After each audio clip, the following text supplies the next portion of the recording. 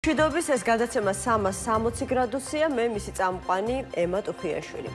პოლიტიკური ბრძოლა სხვა ეტაპზე გადადის. ყოველი შემთხვევისთვის ასე ხედავენ პროცესს ოპოზიციის ნაწილში და როგორც ჩანს, ამას გარკვეულწილად ოპოზიციონერების პატიმრობის დასრულებას უკავშირებენ. დღეს 7-თვიანი პატიმრობის შემდეგ ციხე გიორგი ვაშაძემ დატოვა. პირველ რიგში ვულოცავთ თავისუფლებაზე ყოფნას მას და მის ოჯახს, ვაშაძეს ახლობლებმა და პოლიტიკურმა თანამებრძოლებმა ციხის კართან საკმაოდ ემოციური დახვედრა მოუწყეს, თუმცა იქვე კითხეს, რას ფიქრობს ოპოზიციის გეგმებზე და თავად როგორ წარმოუდგენია პოლიტიკური ბრძოლის გაგრძელება.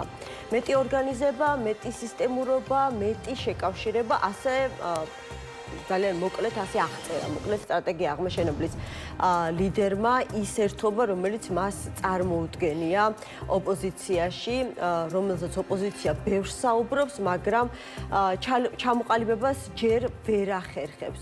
დიდი თანხმობის დოკუმენტი ხმამაღლა ჟღერს, თუმცა ჯერაც არავინ იცის, ექნება თუ არა ოპოზიციის გაერთიანებას ის მასშტაბი, რომელიც პოლიტიკური ბრძოლის, ასე ვთქვათ, გადამწყვეტ პოლიტიკურ ბრძოლას გადამწყვეტ ეტაპზე გადაიყვანს. ამ და სხვა თემებზე ვისაუბრებთ გადაცემის სტუმრებთან ერთად. თამარ ჩერგოლიშვილი, პარტია ფედერალისტების ერთ-ერთი ლიდერია, ჩვენი გადაცემის სტუმარი. თამარ, მოგესალმებით. მადლობა გადაცემაში მონაწილეობისთვის. ვიდრე გადავალთ იმ ერთობაზე, რომელზეც ძალიან ბევრს საუბრობს ოპოზიცია, მაგრამ ყოველ შემთხვევისთვის არანაირი ისეთ მონახაზი ჯერჯერობით არ ჩანს კონკრეტული. მინდა გკითხოთ აი ამ დებატების ყბადაღებულ თემაზე. ვნახეთ, რომ ქართულმა ოცნებამ უბრალოდ კობახიძემ გუშინ გამოაქვეყნა პოსტი და თქვა, რომ ძალიან კარგი იქნება, თუ კი დებატები გაიხსნება, როგორც საზოგადოებისთვის, ასევე ასე ვთქვათ, დემოკრატიული პროცესის რაღაცა გააჯანსაღებისთვის. გამოეხმაურნენ ოპოზიციიდან სხვადასხვა პოლიტიკოსები. რამდენიმე თქვა, რომ იდებატებს, მაგრამ კობახიძესთან, მაგალითად, გახარია პარტია განიხილავს გახარიას და ივანიშვილის დებატებს მხოლოდ. ვიცი რომ თქვენ აი ასეთი ტიპის დებატების წინააღმდეგი ხართ და აი რატომ ეს ხომ დებატები არის შეჯიბრი ვარ ვიქცემ ბიძინა ივანიშვილის მაიმუნად. რომ სადღაც ესე გამოანათებს თავის პროჟექტორს, რაღაცას მიანათებს და ოპოზიციის ნაწილი გარბის და იქ იმ შუქს იმაშება, რა ქვია. უდგება რომ იმასაც მიანათოს რამე ბიძინას გამონათებულიდან. ანუ ეს არის სამარცხვინო რაც ხდება დღეს. დაიჭირეს 5 სრულიად უდანაშაულო ადამიანი ტროტუარზე დგომისთვის. ტროტუარზე დგომისთვის რომ ადამიანს იჭერ, შენ თვითონ აღიარებ არალეგიტიმურობას საკუთარს. საკუთარ არალეგიტიმურობას აღიარებ მაშინ, როდესაც ადამიანებს იჭერ ტროტუარზე დგომისთვის. იმდენად დამფრთხალი ხარ და იმდენად გეშინია იმ პროტესტის, რომელიც 400 დღეზე მეტია გრძელდება. სხვა ხსნა ამას არ აქვს. იმ პროტესტის, აი რასაც 30 კაციან აკაცუკიან პროტესტს ეძახიან, ამისი ეშინიათ წინააღმდეგ შემთხვევაში, რატო შეიძლება აი შალვა ჯავახიას უწევს ახლა 28 ემაში გადაწყვეტილების გამოცხადება, სავარაუდოდ მაგასაც დააკავებენ, ნუ დღეს რაზეც დააკავეს ხალხი, იგივენაირად არის ისიც ზუსტად. შალვა არის მე-6 სკოლის მასწავლებელი. უამრავ მოსწავლეს ასწავლის, არის დიდებული ისტორიის მასწავლებელი, კეთილშობილი, ბრწყინვალე პიროვნება. ის ასწავლის ქართული ოცნების ამომრჩევლის შვილებსაც. ის ასწავლის, იმას შეხება აქვს ქოცმშობლებთანაც. ანუ, როდესაც რეჟიმი ტროტუარზე დგომისთვის იჭერს უპატიოსნეს მასწავლებელს, რომელიც მეორე მხრივ თან ბეჟან ჯავახიაშვილია და შესაბამისად მიჩვეულია დევნილობას, ამით ხო პირდაპირ აი თავის ქოცმშობლებს საჯაროდ არგუმენტებით საზოგადოების თვალწინ ოცნებას დაუმტკიცე, რომ ასე ვთქვათ, უკანონოდ იქცევა მომრეობის პოლიტიკას ატარებს. რაოდენ ყეყეთში უნდა იყო, რომ ჩათვალო, რომ შენი ახსნა ჭირდება საზოგადოებას, რომ ტროტუარზე ხალხის დაჭერა არ შეიძლება. არა, რეჟიმთან პირისპირ არა, რეჟიმმა ეს ყველაფერი გადმოაგდო.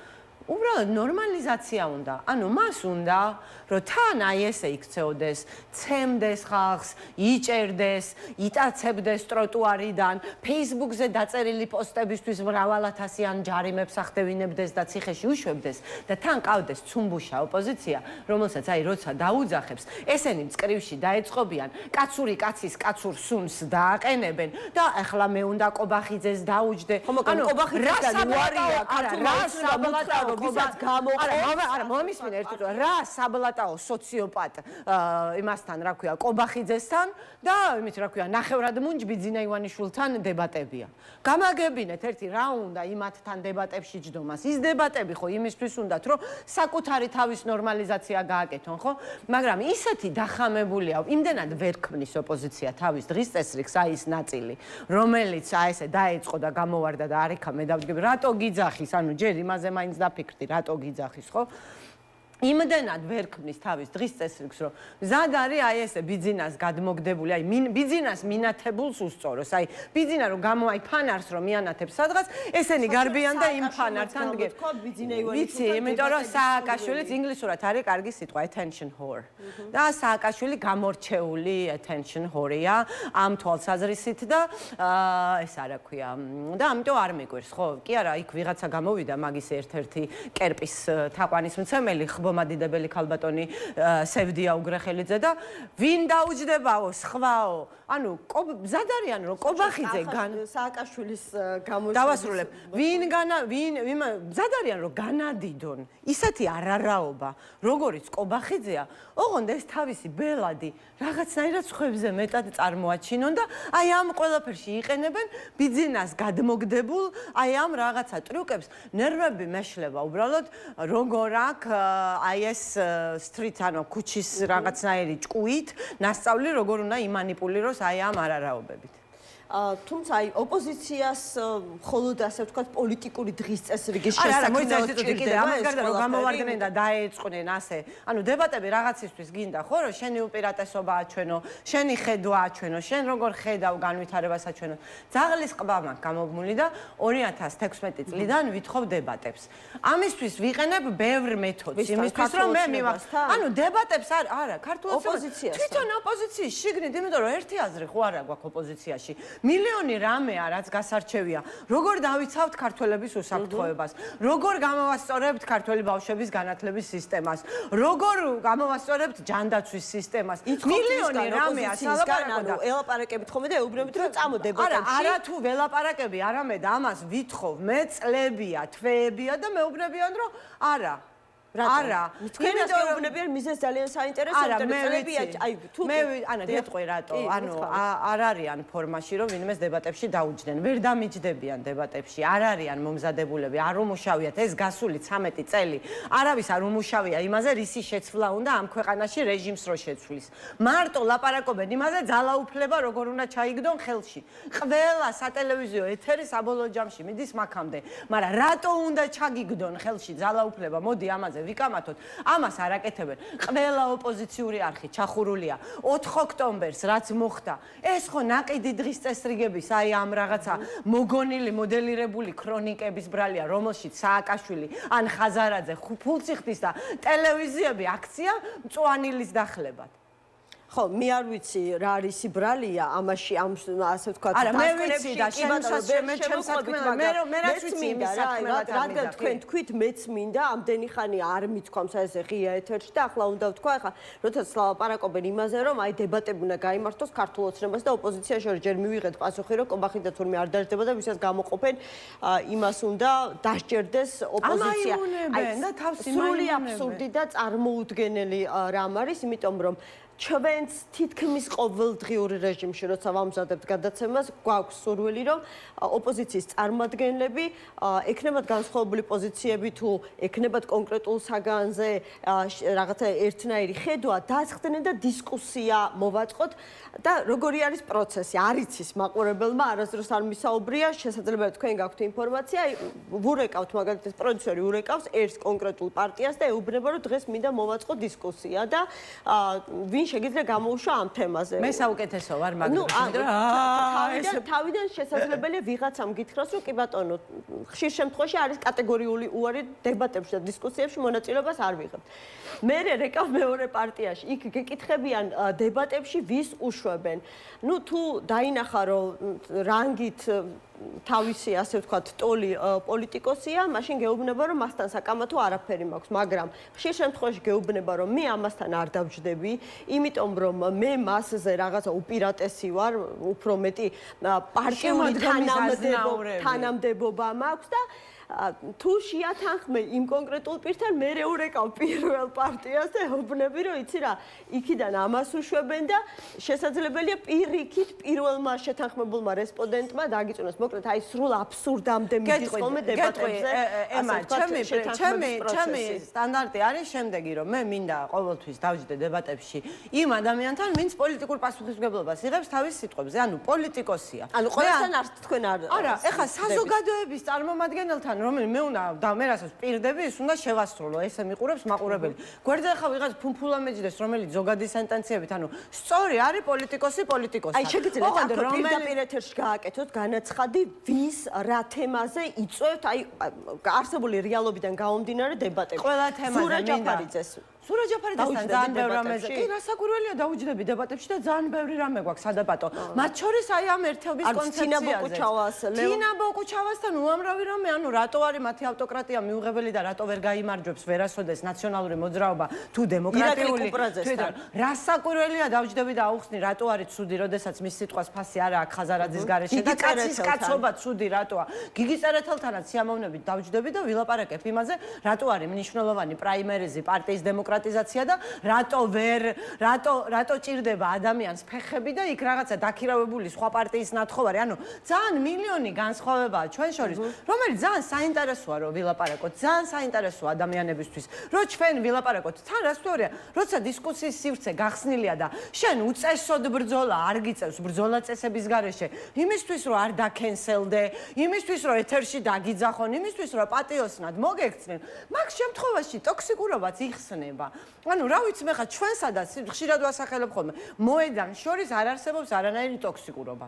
თავისუფლად შეგვიძლია რომ ვისაუბროთ, დავცხოთ ერთმანეთს განათლების რეფორმაზე და ვილაპარაკოთ რომ იმან კონკრეტულ ასე ვთქვათ რეფორმებამდე და კონკრეტული ასე ვთქვათ თემების განხილვამდე მივალ თუ როგორ უნდა შეიცვალოს საქართველოში ესა თუ ის მიმართულება, როდესაც შეიცვლება ხელისუფლება. მანამდე და ახლა ყველაზე ცხელი ხომ აი ამ ოპოზიციური გაერთიანების, ხა არის ერთობის თემა, ანუ დღეს გამოვიდა გიორგი ვაშაძე საპატიმროდან და კიდევ ერთხელ განაცხადა რომ ხელოვნურად ხდება. მუსმინე მე გიორგის, იმიტომ რომ ეგრევე ქოცები არიან ხოლმე ჩასაფრებულები და მირეკავენ კომენტარზე და აი ერთობაზე ილაპარაკა მეტი შეკავშირება, координация, რასაც მე ვლაპარაკობ, ის ილაპარაკა გიორგიმაც. და ჩვენ მუშაობთ უკვე დიდი ხანია ის პარტიები, რომლებსაც უკვე გვაქვს თანამშრომლობის და მშვიდობიანი და კონსტრუქციული თანამშრომლობის გამოცდილება, ჩვენ გირჩი, ახალი დროა, ესაქები, სტრატეგია, EDP შემოგვიერთდა და თავისუფლების მოედანი უკვე ზაფხულიდან მოყოლებული, ივნისიდან მოყოლებული თანამშრომლობთ და ერთობლივ პროექტები და ერთობლივი კამპანიები გვაქვს და ბოიკოტის კამპანია ერთად ჩავატარეთ და 700,000 ადამიანი წინ არჩევნებიდან ეხლა არჩევნებზე არ მივიდა და ეს არის ჩვენი ერთობლივი მუშაობის შედეგი. ამას გარდა ეხლა მუშაობთ, ანუ ამ ერთობას რო ყვირიან და დღეს რაღაცა სააკაშვილის გამოვიდა, რაც ჩემი ქოლგის ქვეშ. ქოლგას სანამ დაიხურავ, ჯერ უნდა გარკვევ რაზე დგახარ. თუ წყალში დგახარ, ქოლგა შეიძლება საერთოდ არ გჭირდებოდეს, ხო? ანუ ჯერ უნდა გარკვევ საძირკველი. ზუსტად აი ამ საძირკველზე ვმუშაობ. ანუ სტრატეგიაზე მან თქვა რომ ეხლა რომ გარეთ ვიყო ერთ კვირაში დავამთავრებდი. ხო და ეგ ხო რა არის რომ ანუ ხო ხვდები როგორი ნაგვური საქციელი, ანუ ტიპს საერთოდ ანუ იმდენად გაუზრდელია, რომ იმისი ზრდილობაც არ ყოფნის რომ 400 დღეა 400 დღეზე მეტია რომ ქართველი ხალხი გარეთ დგას, საზოგადოების ნაწილი და იბრძვის, იმათ ეუბნება რომ თქვენო ხართო უნიათოებიო, ეს თვითმარქვია აფერისტი, არაფრის მაქნისი ლეში პოლიტიკური. აი ეს ადამიანი, აი ამ ხალხს ეუბნება რომ თქვენ არაფერს არ განასახიერებთ, თქვენ ყველანი უნიათოები ხართ. აი მე რო გამოვალ ერთ კვირაში დავამთავრებ. შენ არ გახსოვს 2016-მდე თავის პარტიას რას უკეთებდა? მაგას ეძახდა რომ სანამ მე არ ჩამოვალ, არაფერი არ გამოვიდა, ხო ჩამოვიდა. ვინ გამოვიდა მაგის დასახსნელად, ან მაგის დაძახებულზე, ან საერთოდ ვინ იზრუნა, მასზე 200 კაცი ან მარშს ვერ უკეთებენ, კაცი ციხეშია. თუ ლიდერია და თუ ხალხს ის უნდა მის დასახსნელად რამეს ხო გააკეთებდნენ 200 კაციან მარშს ვერ აწყობენ, სხვის აქციებს ეტენებიან ამ ემის სურათებით, რომ ეგება ამ ნაყიდ ეთერში მოახვედრონ ან ფორმულასი, ან ტევ პირველიც, რომ იმან ვივამეთში და ციხეში დაინახოს, რომ აი რაღაცა აქცია იყო, სადაც მისი ფოტო. აი ამ სიმულაციაზე როგორ წარმოგიდგენიათ ნაციონალურ მოძრაობის არსებობა, ანუ სახელებში და გვარებში არ არის პრობლემა. მაგას გეუბნები, ყველაფერი იწყება საძირკვლიდან. ჩვენ ვმუშაობთ და ჩვენ ერთადერთ შემთხვევაში შეიძლება განვიხილოთ ჩვენი თავი რამის ერთობაში. თუ იარსებებს წესები, მოქცევის წესები. და ეს წესები იქნება დემოკრატიული. მე ჩემი წარმოდგენა მაქვს, სხვა სხვები წარმოდგენა აქვს და ვაჯერებ. დიდი თანხმობის დოკუმენტიო, ამას გვეუბნებიან ოპოზიციის წარმომადგენლები, რომ ამაზე მუშაობთ და არის უკვე რაღაცა. კი, მუშაობთ, სამუშაო დოკუმენტი მაინც, რომელიც შესაძლებელია დაკორექტირდეს. როცა მზად იქნება, გაჩვენებთ. სამუშაო პროცესია. არის სტრატეგია, რომ პირველი, ეს კრილოვის ცნობილი ეს ხო იცით, რა ქვია, იგავი ხო, ქორჭილაზე, იქ რაღაცა გედზე და კიბოზე სხვადასხვა მიმართულებით რო ტვირთს მიათრევენ ხო? იმისთვის რომ ეს ერთობა შედგეს, ანუ მე ერთობა კი არ მინდა. მე მინდა ისეთი ერთობა, რომელიც გაძლებს. ისეთი ერთობა არა, რომ ერთიანდებოდნენ, სელფის გადაიღებდნენ და ეგრევე იშლებოდნენ. გამძლე რომ იყოს, რაღაც წესებზე უნდა იდგეს ეს ყველაფერი და რაღაც მიმართულებით. ჩვენ მუშაობთ ერთი მხრივ სტრატეგიაზე, რომ როგორ წარმოგვიდგენია, რომ რა მიმართულებით მივდივართ. ანუ და ამ ერთობასაც როგორ ხედავთ, იმიტომ რომ ყველაზე დევალვირებული სიტყვა ერთობა, მშვიდობასთან ერთად. ანუ ერთობა რას ნიშნავს, უკვე აღარავინ აღარ იცის, ისე ხშირად თუ გინდა სიტყვის მნიშვნელობა დაუკარგო, ხშირად უნდა იმეორო. და ამიტომ ჯერ უნდა დეფინიცია გავაკეთოთ რა არის ერთობა და რა სტრატეგიულ მიზანს ვისახავთ აი ეს ერთობა რომ შევკარით და მეორე როგორ ვიქცევით. როგორ ვიქცევით? პირველ რიგში, როგორი გვაქვს, როგორ თანასწორად განვიხილავთ ერთმანეთს. თანასწორი პარტნიორობა შეგვიძლია თუ არა? თუ შეგვიძლია წესების დაცვა, თუ შეგვიძლია იმ წესების დაცვა, რომ შენ თვითონ დემოკრატიულად, შენ ვერ დაარწმუნებ საზოგადოებას, რომ დემოკრატიული ცვლილება მოგაქვს, თუ შენ თვითონ არ ხარ დემოკრატიული, ხო? თუ შენ თვითონ ხარ ისეთი ყეყეჩი, რომ ერთობას თხოვ ადამიანებს, რომლებსაც შეურაცხყოფას აყენებ იქვე. ეუნები უნარო ხარ და მესანამ არ გამოვალ ერთი კვირით რომ გამოვიდე შევცვლიო, ხო? ანუ უზრდელობა არ დაიშვება. მე ესეთი უზრდელობა უკვე იწვევს ტოქსიკურობას, ხო? ეგეც სისულელეს რო იძახის სააკაშვილი, ჩმორი არავინ არ არის. ვუპასუხებ. და ეს იწვევს კონფლიქტს, ხო? აი ხატია დეკანოიძე საუბრობდა ჩემთან წინა გადაცემაში, რომ თუ კი ჩამოყალიბდება ერთობა, ერთ-ერთი მთავარი პრინციპი, რაც ეს ერთობა უნდა ეფუძნებოდეს, ოპოზიციურ ერთობას უნდა ქონდეს ერთიანი საინფორმაციო კამპანია. ეგ არის სრული სისულელე, როგორ უნდა უზრუნველყო ერთიანი. გასაგებია გზავნილებზე უნდა შეთანხმდე და სადაც შესაძლებელია უნდა შეთანხმდე, მაგრამ ერთიანი საინფორმაციო კამპანია მაგათ ის მშვენიერაძე და ბაია პატარაია რასაც კარნახობდა, არჩევნების წინ ომის შიშის იგნორირება იყო და საერთოდ სისულელეში მე მაგათ არ გავყვები. სისულელეში არ გავყვები. რაზეც შევთანხმდებით, რაზეც ვერ შევთანხმდებით. ჩვენ მუშაობთ. შესაძლებელია შეთანხმება. აი ახლა აი ამ გადასახადით ნაციონალურ მოძრაობასთან არის შესაძლებელი. ამას გეკითხებით ხალხო. აი ნაციონალური მოძრაობა რა არის? თბილისში მეხუთე ადგილას გაჩანჩალებული პარტია. ნაციონალურ მოძრაობას და მიშა სააკაშვილს გაცილებით უფრო მეტად ჭირდება ახლა რომ რაღაც მაგიდაზე მოხვდნენ, ვიდრე მე. იმიტომ რომ მე მზარდი პარტია ვარ, მე ვიზრდები ფართობები და პოტენციალი. ცოტა ხმები მიიღო ჩემმა პარტიამ არჩევნებშიო, მას არანაირი პოლიტიკური მომავალი არ აქვს. გავიგე და იმასთან ერთობა უნდა? იმასთან ერთობა უნდა, ვისაც გარიგებას აბრალებს? ეხა ბოლო გამოსვლა რაზე იყო? ახალს აგინებდა, ხო? ახალს აგინა, გარიგება დააბრალა, რომ ბიძინა შეკრენ და ასე შემდეგ. და მეორე ხელით ითხოვს მათთან ერთობას. ერთობა კი არ უნდა. უნდა რომ აი ესენი ყველანი დაიმორჩილოს და გონია რომ კიდევ გააჩნია იმისი რესურსი, რომ აი ეს მოახტეს პროცესს და მაგის ჭკუაზე ვირბინოთ, ვითომ მიშას შესახებ არის, ეგეთი რამე არ გამოუვა. არ გამოუვა და დროა გაიაზროს და აუხსნან, რომ მეხუთე ადგილზეა თბილისში გასული და რეგიონებშიც ერთი გარეცხოა დარჩენილი. ასე რომ ქარავანი წავა იმ წესებით, იმ დემოკრატიული წესებით, რომელიც 2016-ში სწორად მიგვაჩნდა და მაგასთან დავმარცხდით მაშინ და ნაციონალური მოძრაობა გაუბედურა და მეხუთე ადგილზე ჩამოაგდო თბილისში. ახლაც საუბარია წესებზე. ჩვენ არაფერი არ შეგვიცვლია. წესები გვჭირდება იმისთვის, რომ ვიცოდეთ, როგორ ვიქცევით. წესიერი, თუ გინდა ჩემთან ერთად, ჩემთან პარტნიორობა, თუ გინდა მოიქეცი წესიერად. აი ეს არის ჩემი პრინციპი. მაგრამ ჩვენ ერთმანეთს პირობა უნდა ჩამოართვათ სააკაშვილს, რომ ანუ იმ წესების შესაბამისად მოიქცეს, რომელიც იქნება გათვლილი. კი, რასაკვირველია და ეს წესები იყოს ამ ერთობაში. თუ არა და იყოს ცალკე კაცო, რა ვიზია ლაპარაკი, მეხუთე ადგილას გასულ პარტიაზე აღარ იქნება. ანუ საკმარისია დემოკრატიული პროცესის მეინსტრუმენტი. არ ვიცი, ყველასთვის ღია. მე მინდა წესიერი წესებზე შეთანხმება და ცივილიზებული ერთობა, რომ ჩემ დასავლელ პარტნიორებს რო ველაპარაკები, ჩვენ ხალხს რო ველაპარაკები, ყველა მიცოდეს რა ხალხი თქვენ და ვარ. ზურაბ ჯაფარიძეს ერთნაირად გესმით აი ეს ოპოზიციური ერთობა? აი ძალიან ლაპარაკობთ ამაზე დაახლოებადია პოზიციები. ანუ არსებობს რესურსი, რომ ოპოზიცია და ოპოზიციები დავაახლოვოთ. ანუ მანდ მე ვხედავ ზურაბ ჯაფარიძესთან ჩვენ შევხვდით რომ გამოვიდათ ციხიდან, იყო ჩვენთან და ვილაპარაკეთ იმაზე, რას როგორ ხედავ და მე ვთვლი რომ დაახლოებადია ჩვენი პოზიციები. ანუ მე უფრო მკაფიო ხედვა მაქვს, ფედერალისტებს უფრო მკაფიო ხედვა გვაქვს, როგორ წარმოგიდგენია.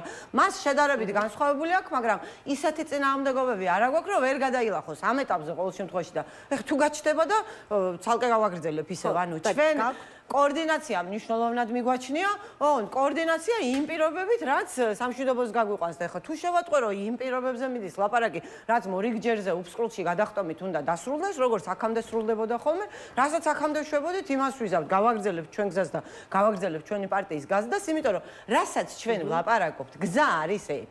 სხვა გზა არ არსებობს. ამიტომ ვინც არ უნდა იაროს სხვა გზაზე, გადაიჩეხება. და მე საბოლოოდ მაინც ამ გზაზე დაბრუნება მოუწევს. ამიტომ ჩვენ ამ გზიდან ფეხს არ მოვიცვლით. 2016 წელს რაზეც გავეყარეთ სააკაშვილს, რომ უწესო იყო. იგივეს ვიძახით ახლა. არაფერი ხო გაიაზრა რომ დაინგრა დედაეტირა აღარაფერს აღარ წარმოადგენს დარჩენილია არაფერი აი სასამართლოში რომ რაღაცას დაიხავლებს Facebook-ის პოსტები და ფორმულაზე და TV პირველზე თუ არ იყიდა 540,000 ლარია გადარიცხული აგერ ზაფხულში მესამე კვარტალში ფორმულასთვის ხო ოქტომბერში რაღაცა მოდელირებულ ქრონიკაში გადახდილი ფული რომ დაბლოკილიყო ყველა ვინც 4 ოქტომბერს აკრიტიკებდა და ელაპარაკათ ამ დროშაში გაბუდნულ ილუზიონისტებს აი გამოაქვეყნა მარეგულირებელმა 540,000 ლარი, რომელიც ზაფხულში ნაციონალური მოძრაობისგან ჩაერიცხა ფორმულას. ამიტოზის 60 კაცი ციხეში, რომ მოიგონეს ეგ ყველაფერი, იმიტომ რომ სააკაშვილმა ეგ დაუკვეთა. და ანუ ესე ვერ გაგრძელდა, ანუ ამაში ვერ ვიქნებით. აი ამ მოგონილ დაკვეთილ დღის წესრიგებში და კარგი, სააკაშვილო და ნაციონალურ მოძრაობასთან დაკავშირებით. არა, მე კიდევ ერთხელ სახელებში და გვარებში არ არის, ანუ თუ სააკაშვილი რომ დაინახავს, რომ ქარავანი წავიდა, მე მისი არჩევანი იქნება, კაცო, იქ რავი, მე ჩემთვის ბევრი მიუღებელი ის არის, რამე წარმოდგენა კი არ შემცვლია იმ ხალხზე, ვისთან ერთადაც მუშაობ.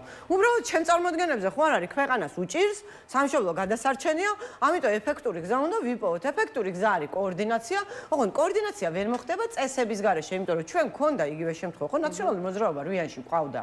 მე გავარდნენ ისინი იქიდან, ხო გახსოვთ? მე მაგდებდნენ და თვითონ გავარდნენ.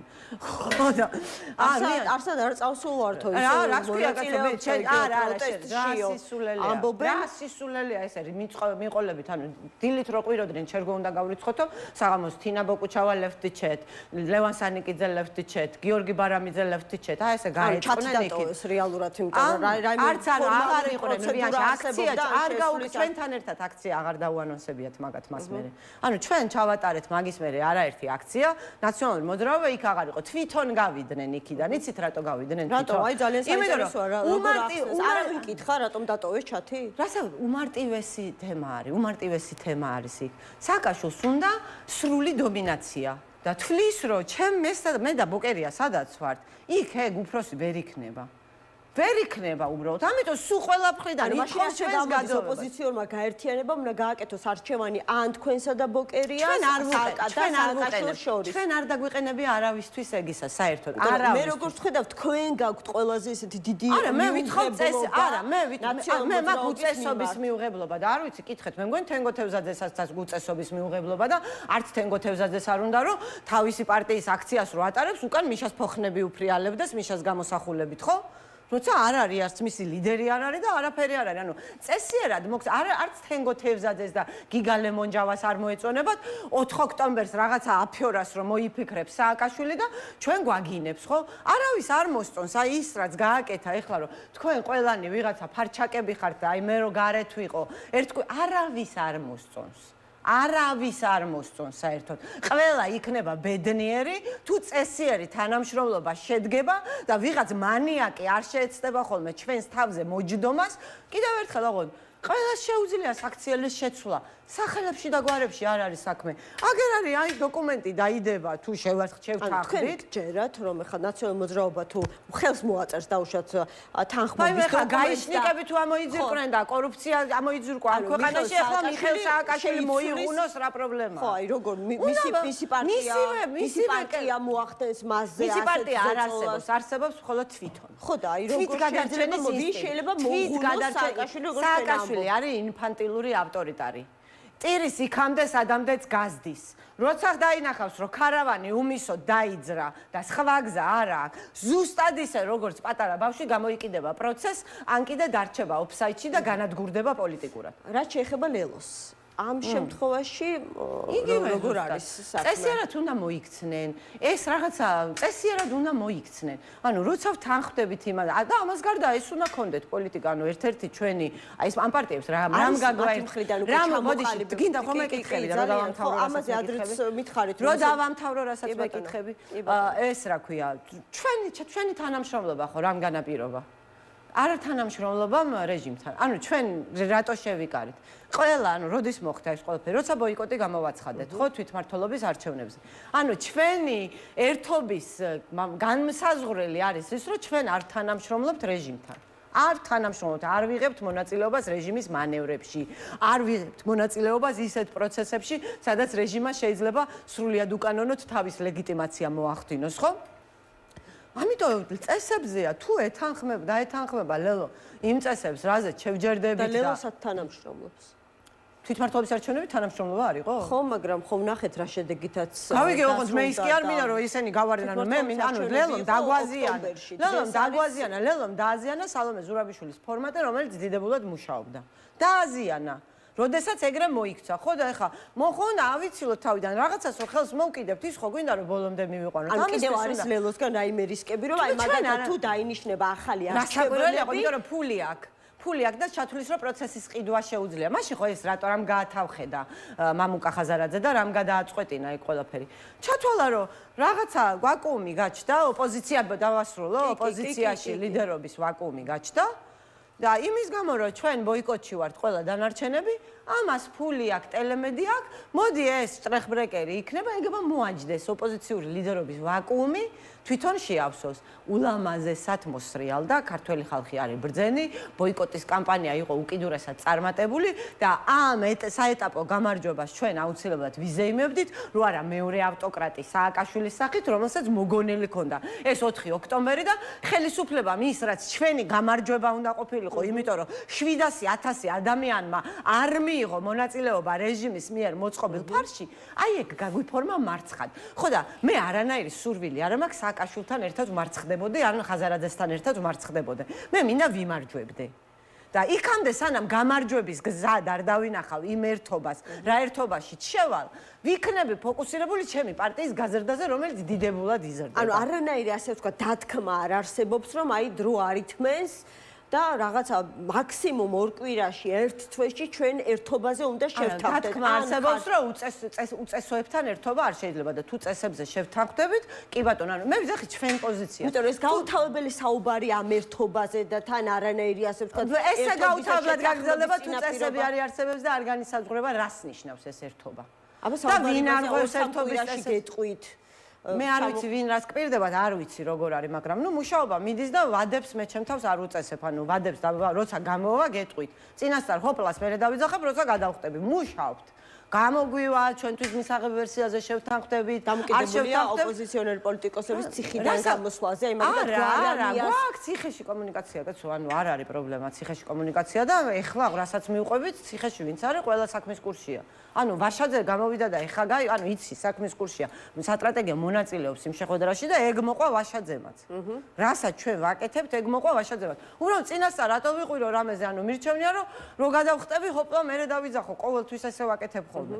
და ამიტომ ეხა ეს არის, ანუ მე ვიძახი რომ იმისთვის რომ ერთობამ შედეგი მოიტანოს, იმისთვის რომ ერთობამ გაძლოს. შენ გჭირდება ერთობლივი სტრატეგია, რომ საით მიდიხარ დაინახო საერთოდ და ეს შეთანხმება არსებობდეს, შენ გჭირდება წესები. იმიტომ რომ პირად თავდაუსხმელობას იხვეწებიან ხოლმე რა და თავს რატო ვესხმი ადამიანებს? იმიტომ რომ უწესოდ იქცევიან ჩემი გადმოსახედიდან, ხო? თუ წესებზე შეთანხმებულები ვიქნებით, თავდასხმებიც არ იქნება. ტოქსიკურობაც მოიხსნება. თუ წესებზე ვერ შევთანხმდები და უწესოდ მომექცევი, მე ავდგები და შეგარცხვენ, სასაცილოდ გაქცევ, ანუ შენ მიბიძგებ, ხო მე მაგზომებზე. აბა თავს რატო დაგაკენსელებინებ? ან თავს რატო დაგაჩაგრინებ? ამ ერთობაში მე თუ სააკაშვილს თავი დავაჩაგრინე, რატო ამირჩევს ქართველი ხალხი? რატო ამირჩევს, ანუ თუ თავს ვაჩაგრინებ ვიღაცეებს, რატო უნდა მოუნდეს ხალხს, რომ მე ვიყო მისი ლიდერი? რატო უნდა მოუნდეს ფედერალისტებს, რომ გაფართოვდეთ და გავხდეთ დიდი პარტია, თუ მე იმას ვერ ვახერხებ, რომ რავი, პარტნიორად რომ მიიჩნევა წესით ოპოზიციაში რომელიღაცა პოლიტიკური პარტია, იმას ვერ ვაგებინებ, რომ ჩემს გამოსახულების ზემოთ არ მინდა ფრიალებდეს მაგისი ბელადის ხატი. ამას თუ ვერ ვაგებინებ და ამ წესრიგს თუ ვერ ვამყარებ, ქვეყანა როგორ უნდა მოვაწესრიო? ხო, ეს გასაგებია, მაგრამ ამ ერთობაში მხოლოდ სტრატეგია, წესებზე შეთანხმება არის, გამარჯვების წინაპირობა თუ რაოდენობას მაინც აქვს მნიშვნელობა, ანუ რაც უფრო მეტნი იქნებით, რაც უფრო სრულად ვისაც ამომრჩეველი, ვისაც ჩემი აზრით, ეს არის ჩემი აზრით. ხო თქვით რომ მელო დაგვაზიანა. გავიგე ოღონდ რა იქნება, ლელო რა არის? რამდენი ადამიანი მიყვება ლელოს, ანუ აი რა დაუშავდება პროცესს თუ შიგნით ლელო არ იქნება. მითხარი გახო. ხო და თქვენ ხო თქვით რომ დაგვაზიანაო ბოიკოტის დროსო. ხოდა იმიტომ რომ ცუდად მოიქცა, უწესოდ მოიქცა, შეუთანხმებლად. რაზე შეთანხმებულად? საერთო ოპოზიციური დღის წესრიგი და და რამდენი ადამიანიც არ უნდა ყავდეს ამ მომრჩეველი. ეხლაც თუ ამოვარდება, ანუ ნაციონალური მოძრაობა ცდილობსო რომ დაგვაზიანოსო თქვით, ნუ გახარიაზე აღარ საუბრობ. ანუ ლელოს არ ყოფნა მაგალითად, ნაციონალური მოძრაობის არ ყოფნა, გახარიებზე აღარ ვსაუბრობ. დააზიანებს თუ არა სახელებში და გვარებში არა მნიშვნელოვანი არის. ერთი წუთი რა, ემა მომისმინე. ამ ქვეყანაში ჩვენ გევართ ეგზისტენციური საფრთხის წინაშე. სოფლიოში ისეთი პროცესები მიდის, რომ რუსეთი ყველგან სუსტდება, ლათინურ ამერიკაში სუსტდება, თქვათ, ახლო აღმოსავლეთში სუსტდება, სამხრეთ კავკასიაში, აზერბაიჯანში, იმაში, ანუ ამერიკელების შესვლაზე ალაპარაკი, იქაც დასუსტებულია, ხო? და უკრაინაში ომიც ადრე თუ გვიან დამთავრდება და ეს ყველაფერი დამთავრდება იცით როგორ რომ ახალი რკინის ფარდა ჩამოეშვება და ჩვენ თუ ეს ნაგავი რეჟიმი არ გამოვცვალეთ რუსული რეჟიმი არ გამოვცვალეთ რუსეთის დაგრძელებად განვიხილებით ეხლა ეს რეჟიმი არსად რო არ არის მიწვეული იცით რატო არ არის აი იმ ტრამპის შვიდობის საბჭოში სადაც ყველანაირი ქვეყანა მიწვეული იმიტომ რომ კაცის კაცად უყურებს ბიძინა ტრამპი არც მისი მესიჯი მიიღო, რომ თუ ტრანზაქცია უნდა და რამე ექნა, არა ჯერო ფული დამიბრუნეო. და იმან შემოხედა იქიდან და შენი ხარბი დედაცვატიროო, ანუ ქვეყანას თუ წირავ, იმას კი ბატონო იყავი რუსეთთანო უთხრა და ჩაიხსნა საერთოდ და აქეთ აღარც იყურება, ხო? ანუ რუსეთის ნაწილად განვიხილებით ეხლა. იმისთვის რომ ეს ვითარება ჩვენ შევცვალოთ ეს ვითარება რო შევცვალოთ. ამისთვის ჩვენ გვჭირდება ძალიან მჭიდრო ურთიერთობა მათ შორის დასავლეთთან. ეს გამოჩნდა ვენესუელაში, ამას გარდა ჩვენ გვჭირდება ძალიან მჭიდრო ურთიერთობა ქართველ ხალხთან. ანუ ქართველ ხალხს ერთი ავტოკრატიის, მეორე ავტოკრატიის ჩანაცვლება არ უნდა. გარდა იმისა, რომ ქართველ ხალხს არ უნდა, ეს შეუძლებელიც არის. ერთადერთი რამაც შეიძლება ბიძინა ივანიშვილი წააქციოს, არის დემოკრატიული ენერგია. ჩვენ ეს ვნახეთ 20 ივნის, ჩვენ ეს ვნახეთ 28 ნოემბერს. ანუ როდესაც ხალხი დამოუკიდებელი იმპულსით მოძრაობს და დამოუკიდებლად გამოდის, ისეთი აქცია უქმნის ყველაზე დიდ საფრთხეს რეჟიმს. იმიტომ რომ დემოკრატიულ პროცესს შეუძლია ეს ყველაფერი გააკეთოს მხოლოდ. ამიტომ მხოლოდ ისეთ პროცესში შევალ, რომელიც ეფუძნება დემოკრატიულ წესებს, იმიტომ რომ სხვანაირ პროცესს რეჟიმთან მარცხის გარდა არაფერი არ შეუძლია. აქედან გამომდინარე, სახელებჩეთ პოლიტიკური ბრძოლის ველზე. მარტო ეს არის გზა. აქამდე ხო მარტო ვიყავი, კაცო, სულ მარტო დარჩეთ, რატო მარტო არ ვიყავი? ეხლა ვლაპარაკობ ზაფხულიდან მოყოლებული 24 წლის მერე. რაც ამომრჩეველმა რეალურად ამომრჩეველი დაგვეხმარა, ხო ჩვენ აი ყველას ამომრჩეველი, მათ შორის იმ პარტიების ამომრჩეველიც, რომ ადგილი დაგვებრუნებინა პროცესში, ჩაოლებრივად საერთო პროცესში. იმიტომ რომ რეალურად აუჯანყდა ამათ. 4 ბარიერ გადალახული, ერთი თვე დარბოდა ქუჩა-ქუჩა და ხალხო გამოდიოდა 900,000 ხმარო ჰქონდათ აღებული 1%-ის მობილიზება ვერ გააკეთეს. 1% ვირახმებიც ჰქონდათ აღებული იმის მობილიზებას. ანუ რეალურად იმ ერთმა თვემ წინა არჩევნების მერე. რეალურად გამოაჩინა რომ პარტიები არ არსებობენ და თუ თავს არ გადაიტვირთავენ, ვერც იარსებებენ. აქედან გამომდინარე, ამან შექმნა შესაძლებლობა იმისი, რომ ჩვენ დემოკრატიული პარტია, იმის გამო რომ ხალხმა პროტესტი გამოუცხადა არსებულ მეინსტრიმ პარტიებს. შევსულიყავით პროცესში და გარკვეულწილად ჩვენც შეგვექმნა ამინდი. ხალხმა განაპირობა რომ პროცესში ვართ და არა, მანამდე მარტო ვიყავი. და ისევ ხალხი განაპირობებს რომ პროცესში ლიდერშიპის როლს ავიღებთ, იმიტომ რომ ჩვენი პროცესია, რასაც ჩვენ ვხედავთ. ეს პროცესია მარტო სწორი პროცესი. სხვა პროცესი ყველა მიდის უფსკრულში. ამიტომ ამ გზაზე ვივლი იქამდე, სანამ ყველა ამ გზაზე არ გაერთიანდება. და თუ ყველა არ გაერთიანდება ამ გზაზე, მაინც ამ გზაზე ვივლი, იმიტომ რომ სხვა გზა მიდის უფსკრულში. და ეს არის ესე. ამას დაუმტკიცებ, ვისაც გინდა ყველა მომენტში, როცა ჩვენ უარი ვთქვით ერთობაზე, იმიტომ რომ ეს ერთობა მიდიოდა უბსკრულში, ეს ერთობა ჩაეშვა უბსკრულში. იმიტომ რომ შენ თუ არ აგაგ დემოკრატიული წესები, შენ თუ არ ქმნი დემოკრატიულ ალტერნატივას, შენ თუ ვიღაცა შლეგი ყავს, რომელიც დგას და თავის პარტნიორებზე იძახის, ეგენი ფარჩაკები არიან და მე თუ გარეთ არ ეს არის ველური ვიღაცა. ამას საერთოდ სერიოზულად ვეღარა ტოქსიკური ტვირთია მიშა ჩვენთვის დასავლეთში და თუ ჩვენ დასავლეთი არ დავარწმუნეთ, რომ მიშა ისეთი აღარ არის და აი დამორჩილდა დემოკრატიულ წესებს, შეეგუა თანასწორ დემოკრატიულ პარტნიორობას, ჩვენ თავებს ვერც გავყიდით. კეთილი, მადლობა თამარ ჩერგოლეიშვილს, პარტია ფედერალისტების ერთ-ერთი ლიდერი იყო ჩვენი გადაცემის სტუმარი, ახლა სალომე სამადაშვილი, ლელო ძლიერი საქართველოს ერთ-ერთი ლიდერი უნდა შემოგვიერთდეს. მოგესალმებით, ქალბატონო სალომე, მადლობა გადაცემაში მონაწილეობისთვის. თქვენთანაც მინდა დავიწყო საუბარი ქართული ოცნების მიერ დაანონსებული საჯარო დებატებით, დღეს დააზუსტა, მას შემდეგ რაც საჯარო, ასე ვთქვათ, განაცხადი გაკეთდა ოპოზიციონერი პოლიტიკოსების ნაწილის მხრიდან, რომ მზად არიან დებატებში შევიდეს ზოგი ირაკლი კობახიძესთან, ზოგი ბიძინა ივანიშვილთან, ზოგი კახა კალაძესთან. ქართულ ოცნებაში უთხრეს, რომ ისინი ამ დებატებს არ სთავაზობენ რაღაცა საცირკო სანახაობისთვის და ვისაც მათი პარტია წარმოადგენს როგორც სპიკერს ასეთი საჯარო დისკუსიისთვის, ოპოზიცია იმას უნდა დასჯერდეს. აი ამ ფონზე ფიქრობთ თუ არა, რომ უნდა განიხილოს ოპოზიციამ საჯარო დებატები როგორც პოლიტიკური ბრძოლის ერთ-ერთი გზა საკუთარ პოლიტიკურ ოპონენტთან? მადლობა მოწვევისთვის. მე ვფიქრობ, რომ ჩვენ არ უნდა წამოვედოთ ყოველ ჯერზე ქართული ოცნების მიერ მოგონილ რაღაცა ორიგ ხრიგს, ხო? იმიტომ რომ რეალურად ყველას კარგად გვესმის, რომ ამ ხელისუფლებას არანაირი არალეგიტიმურ მთავრობას, რომელიც არის უკიდურეს იზოლაციაში და ეს გამოჩნდა ძალიან კარგად გასული კვირის მანძილზე, რომ აბსოლუტურ საერთაშორისო რაღაც, ასე ვთქვათ, გარიყულ მდგომარეობაში არის რეჟიმი, რომელსაც წინ ელოდება მხოლოდ და მხოლოდ დამძიმება, მათ შორის საერთაშორისო წნეხის.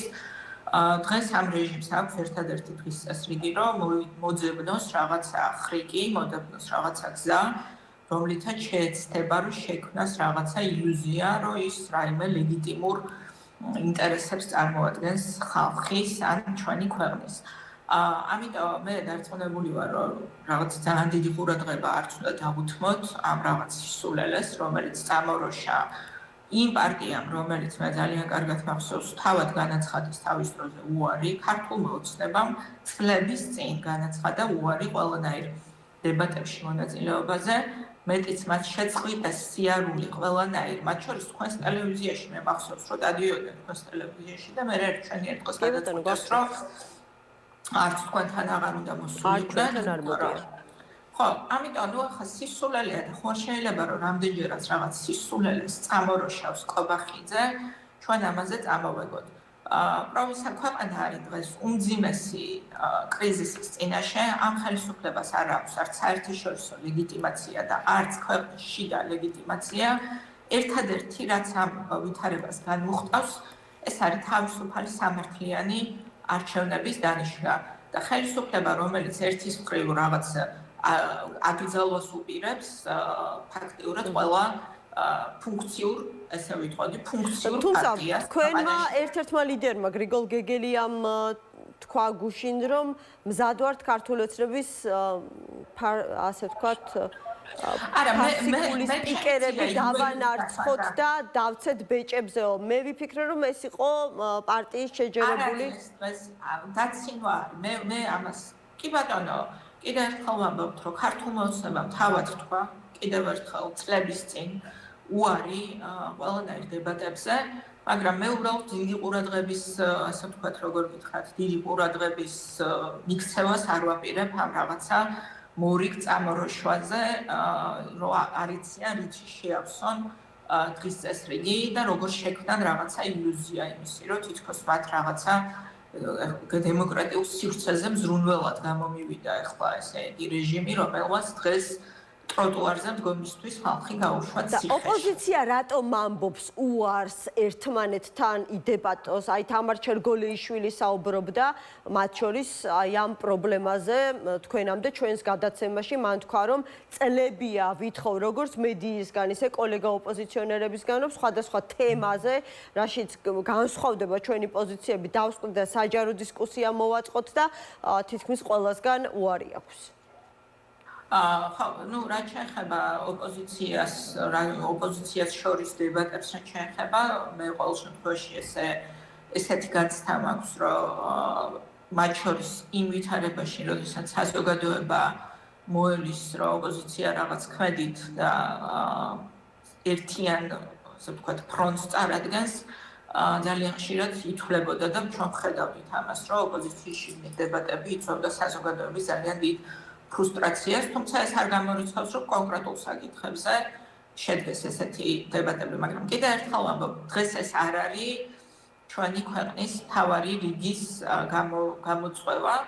ჩვენი მთავარი გამოწვევა არის, რომ ძალიან სწრაფად ჩვენ აი როგორ გითხრათ, რაღაცა გასაოცარი სწრაფით ხდება ქვეყანაში ავტოკრატიული სისტემის ჩამოყალიბება, ის რაც წარმოუდგენელი იყო მოქალაქეებისთვის გუშინ, დღეს ცდილობს რეჟიმი აქციოს ნორმალურ ვითარებად, ხო? აი მაგალითად კიდევ ერთხელ ტროტუარზე დგომისთვის ადამიანის დაპატიმრება და ამას ჩემი აზრით, ყოველ შემთხვევაში ეს ჩემი შეხედულება სჭირდება გაცილებით უფრო ვიდრე დებატები, სჭირდება ერთიანი რაღაცა, ასე ვთქვათ, გზავნილებით დაპირისპირება მთელი საზოგადოების მხოლოდ ოპოზიციური პარტიების არა.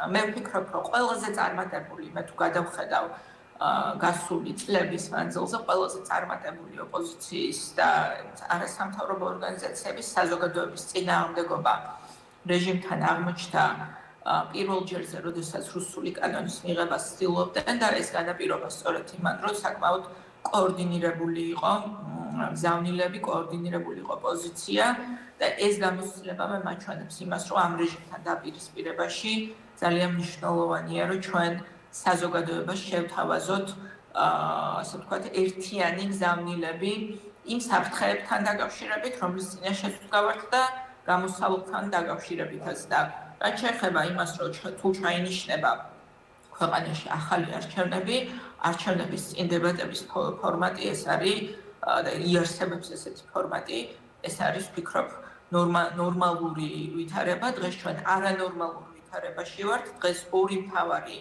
მოთხოვნა რჩება ძალაში, ეს არის პოლიტიკური პატიმრების გათავისუფლება და შეწყვეტა პოლიტიკური დევნის ქვეყანაში და გაუქმება ყველა იმ რეპრესიული კანონების, რაც იქნა მიღებული და ახალი არჩევნების ჩატარება და ხო და მაშინ როგორ წარმოგიდგენიათ ხალბატონო სალომე ამ პოზიციით ოპოზიციურ ერთობაში ყოფნა, იმიტომ რომ ქართული ოცნების მიერ დანიშნულ არჩევნებში მონაწილეობა ამ პოლიტიკური რვიანის და ვიდრე სხვა ფორმატი არ გვექნება, ახლა სხვანაირად ვერ ვუწოდებთ, რვიანის წარმომადგენლებისთვის ქართული ოცნების მიერ ჩატარებულ არჩევნებში მონაწილეობა არის აბსოლუტურად მიუღებელი.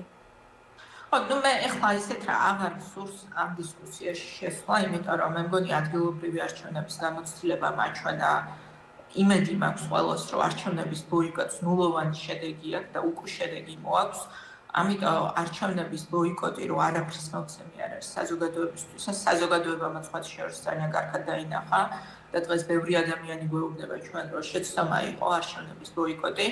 ამიტომ ეხლა ამაზე ამ საკითხზე დაპირისპირებაში შესვლას ოპოზიციაში ჩემი აზრით უბრალოდ აზრით მოკლებულია, იმიტომ რომ არ არის დღეს არჩევნები დანიშნული. და ამიტომ შევხვდით ხო, მაგრამ წესების დოკუმენტი უნდა იყოსო, ანუ როდესაც საუბარია რაღაცა დიდი თანხმობის მე არ ვიცი სხვა ოპოზიციის მოთხოვნა რა არის, ჩვენი მოთხოვნა არის ახალი საპარლამენტო არჩევნების ჩატარება, პოლიტპატიმრების გათავისუფლება და რეპრესიული კანონების გაუქმება.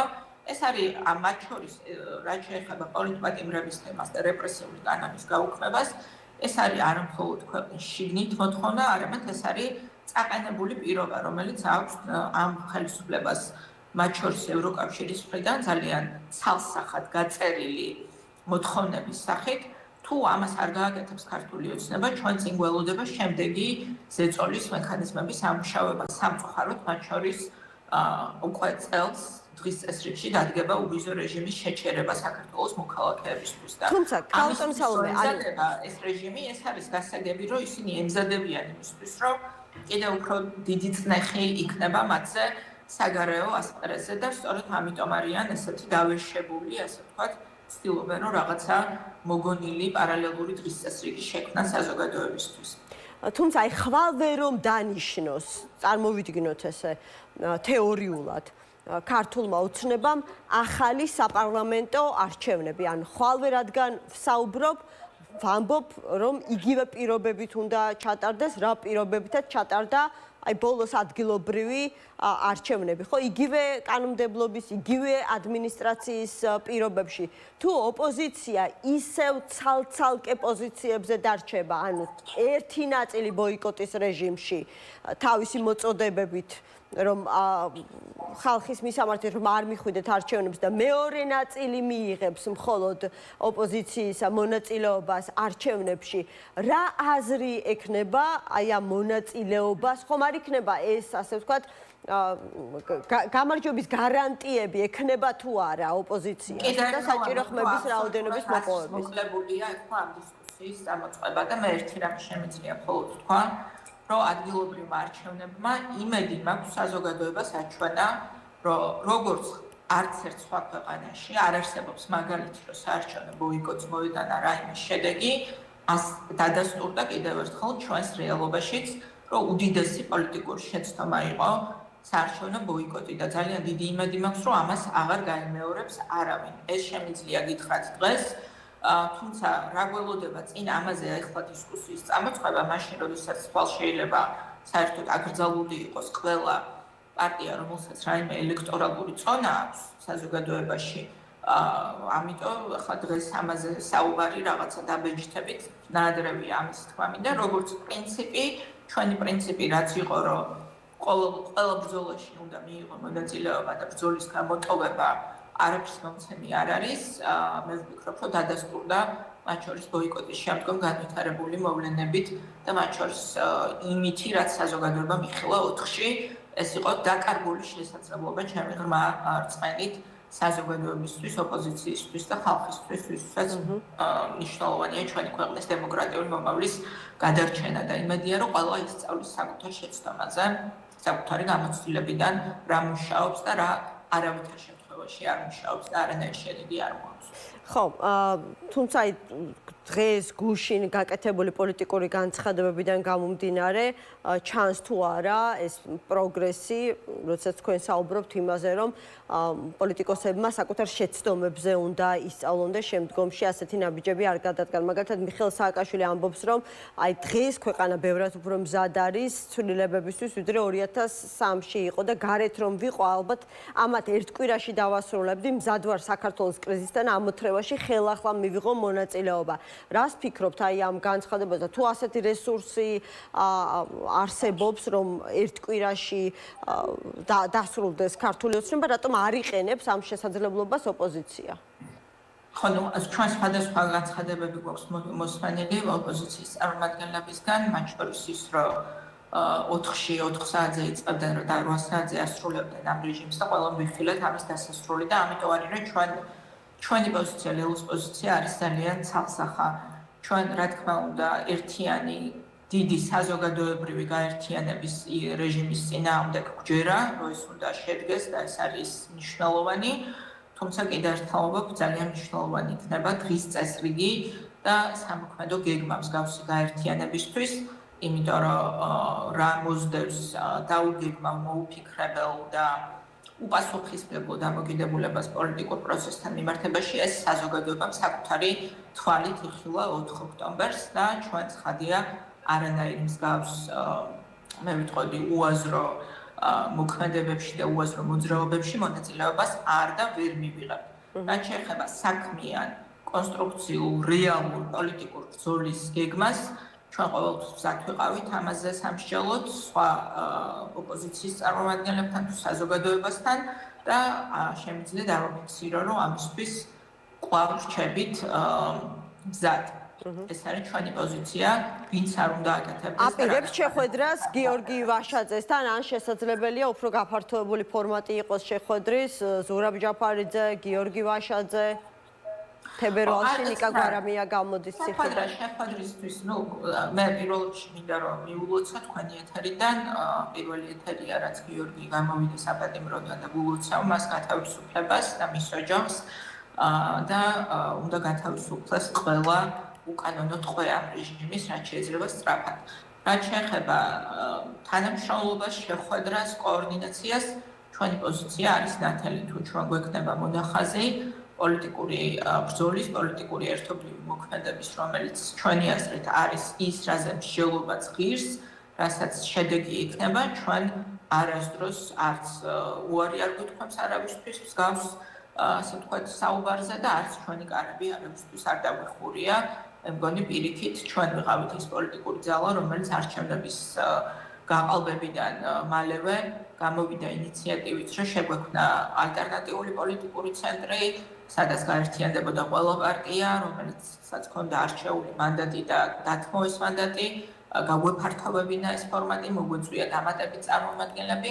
სამწუხაროდ ეს ვერ შედგა, ჩვენ შევთავაზეთ ადგილობრივ არჩევნებამდე ზეპარტიული ერთიანი ასე ვთქვათ, ფრონტის შექმნა, ამაზეც სამწუხაროდ ვერ მოხერხდა შეთანხმება, ამიტომ ჩვენ ვერავინ ვერასდროს ვერ დაგვადანაშაულებს იმაში, რომ ყველაზე მეტი კი თუ არა, ყოველ შემთხვევაში ძალიან ბევრი გავაკეთეთ იმისთვის, რომ მოხდეს საზოგადოებრივი გაერთიანება რეჟიმთან ბრძოლაში და ეს ჩვენი პოზიცია რჩება დღემდე ძალაში, ოღონდ კიდევ ერთხელ კონსტრუქციული, გასაგები და რაც თავარია, ასე ვთქვათ, ქალბატონ სალომე, აი ბოლოს მინდა კითხოთ, ვიდრე ოპოზიცია ერთმანეთთან მისასვლელ გზებს ისევ ეძებს, ისე აი ძალიან მოკლედ და თქვენც მოკლედ მიპასუხეთ ამ პროცესიდან სალომე ზურაბიშვილი მთლიანად ასე ვთქვათ რაღაცნაირად დისტანცირებულია?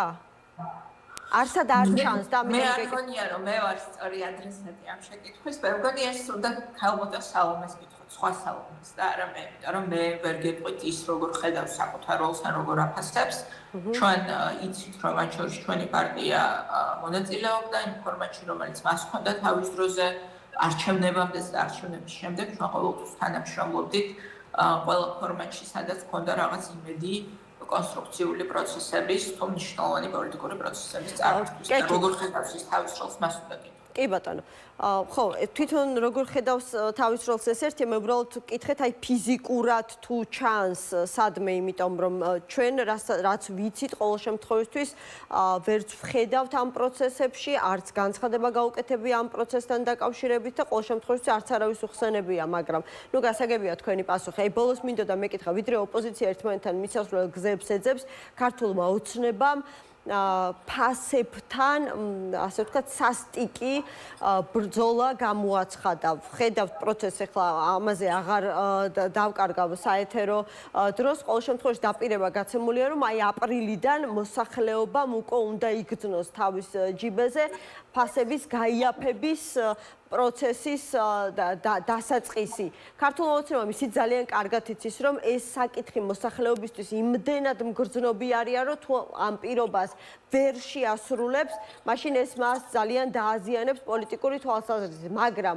თუ ასე ვთქვათ, დაპირება სისრულეში მოვა და სამომხმარებლო ფასები მნიშვნელოვნად შეუმსუბუქებს ადამიანებს ყოველდღიურ ყოფა ცხოვრებას, საკმაოდ ასე ვთქვათ, შესაძლებელია პოზიტიურ დამოკიდებულებაშიც გადაიზარდოს ეს ქართული ოცნების მიმართ. ამ პროცესს თუ უწევთ ანგარიშს ოპოზიციაში? ძალიან დიდ სისულელეს აკეთებს დღეს ეს ხელისუფლება და ეს ჩვენ გვინახავს სხვა ავტოკრატიულ რეჟიმებში, ის რომ ცენტრალიზირებული გზით დადგენილი ფასების პოლიტიკა არ მუშაობს, რა ვიცი ახლა ძალიან უვიცი თუ არ ხარ, ალბათ უნდა ეკონომიკის რაღაც შესავალი კურსი თუ გაქვს მოსმენილი, უნდა იცოდე, რომ არ მუშაობს ამის შედეგად, რა ვიცი, ჩამოიქცა საბჭოთა ეკონომიკა. ამიტომ ახლა კობახიძე თუ აპირებს, რომ საბჭოთა ეკონომიკა აღადგინოს და ფასებზე კონტროლი დააწესოს ქვეყანაში. არა, ჩვენ არ ვიცით რას აპირებს, შეიძლება კონკურენციის გაჯანსაღებას აპირებს. მე რასაც დღეს ვხედავ, ეს არის აბსოლუტური, რა ვიცი, როგორ გითხრათ, მარაზმი, შემიძლია ესე დავარქვა, პირდაპირ ეს არის მარაზმი, იმიტომ რომ ფასები ქვეყანაში იზრდება ქართული ოცნების მიერ წარმოებული ეკონომიკური პოლიტიკის და ფინანსური პოლიტიკის შედეგად, მათ შორის ეროვნული ბანკის მიერ წარმოებული პოლიტიკის შედეგად, ასე რომ იმას, ვისაც არ მოწონს საქართველოში ფასები, უნდა ესმოდეს, რომ სანამ ეს ხელისუფლება მისი ეკონომიკური პოლიტიკით მართავს ქვეყანას და თან პარალელურად ეკონომიკური კრიზისი ქვეყანაში მძიმდება, იმიტომ რომ საერთაშორისო იზოლაციის ჩვენ მხოლოდ დასაწყისში ვართ და ეკონომიკური პროცესები ამას შემდგომში, ასე ვთქვათ, თანდათან ეწევა. ყველას უნდა ესმოდეს, რომ სანამ ქართული ოცნება მართავს ჩვენს სახელმწიფოს და არალეგიტიმური რეჟიმი აგრძელებს ქვეყანაში ძალაუფლების მიტაცებას, სამწუხაროდ ჩვენ წინ მხოლოდ შემდგომი ეკონომიკური კრიზისი გველოდება და მოვა აპრილიც მოვა და მაისიც მოვა და საზოგადოება თავად დაინახავს. კი ბატონო. მადლობა ქალბატონო სალომე. მადლობა სალომე სამადაშვილი, ლელოძლიერი საქართველოს ერთ-ერთი ლიდერი და როგორც ახლა მაცნობებენ, პარლამენტის წინ აქციაზე მივიდა გიორგი ვაშაძე, სტრატეგია აღმაშენებლის ლიდერი, რომელმაც შვიდთვიანი პატიმრობის შემდეგ დღეს დატოვა საპყრობილე. კიდევ ერთხელ ვილოცავ მას და მის ოჯახს გიორგის თავისუფლებაზე ყოფნას. ხმა არ მესმის. ხმა არ ესმის ჩვენ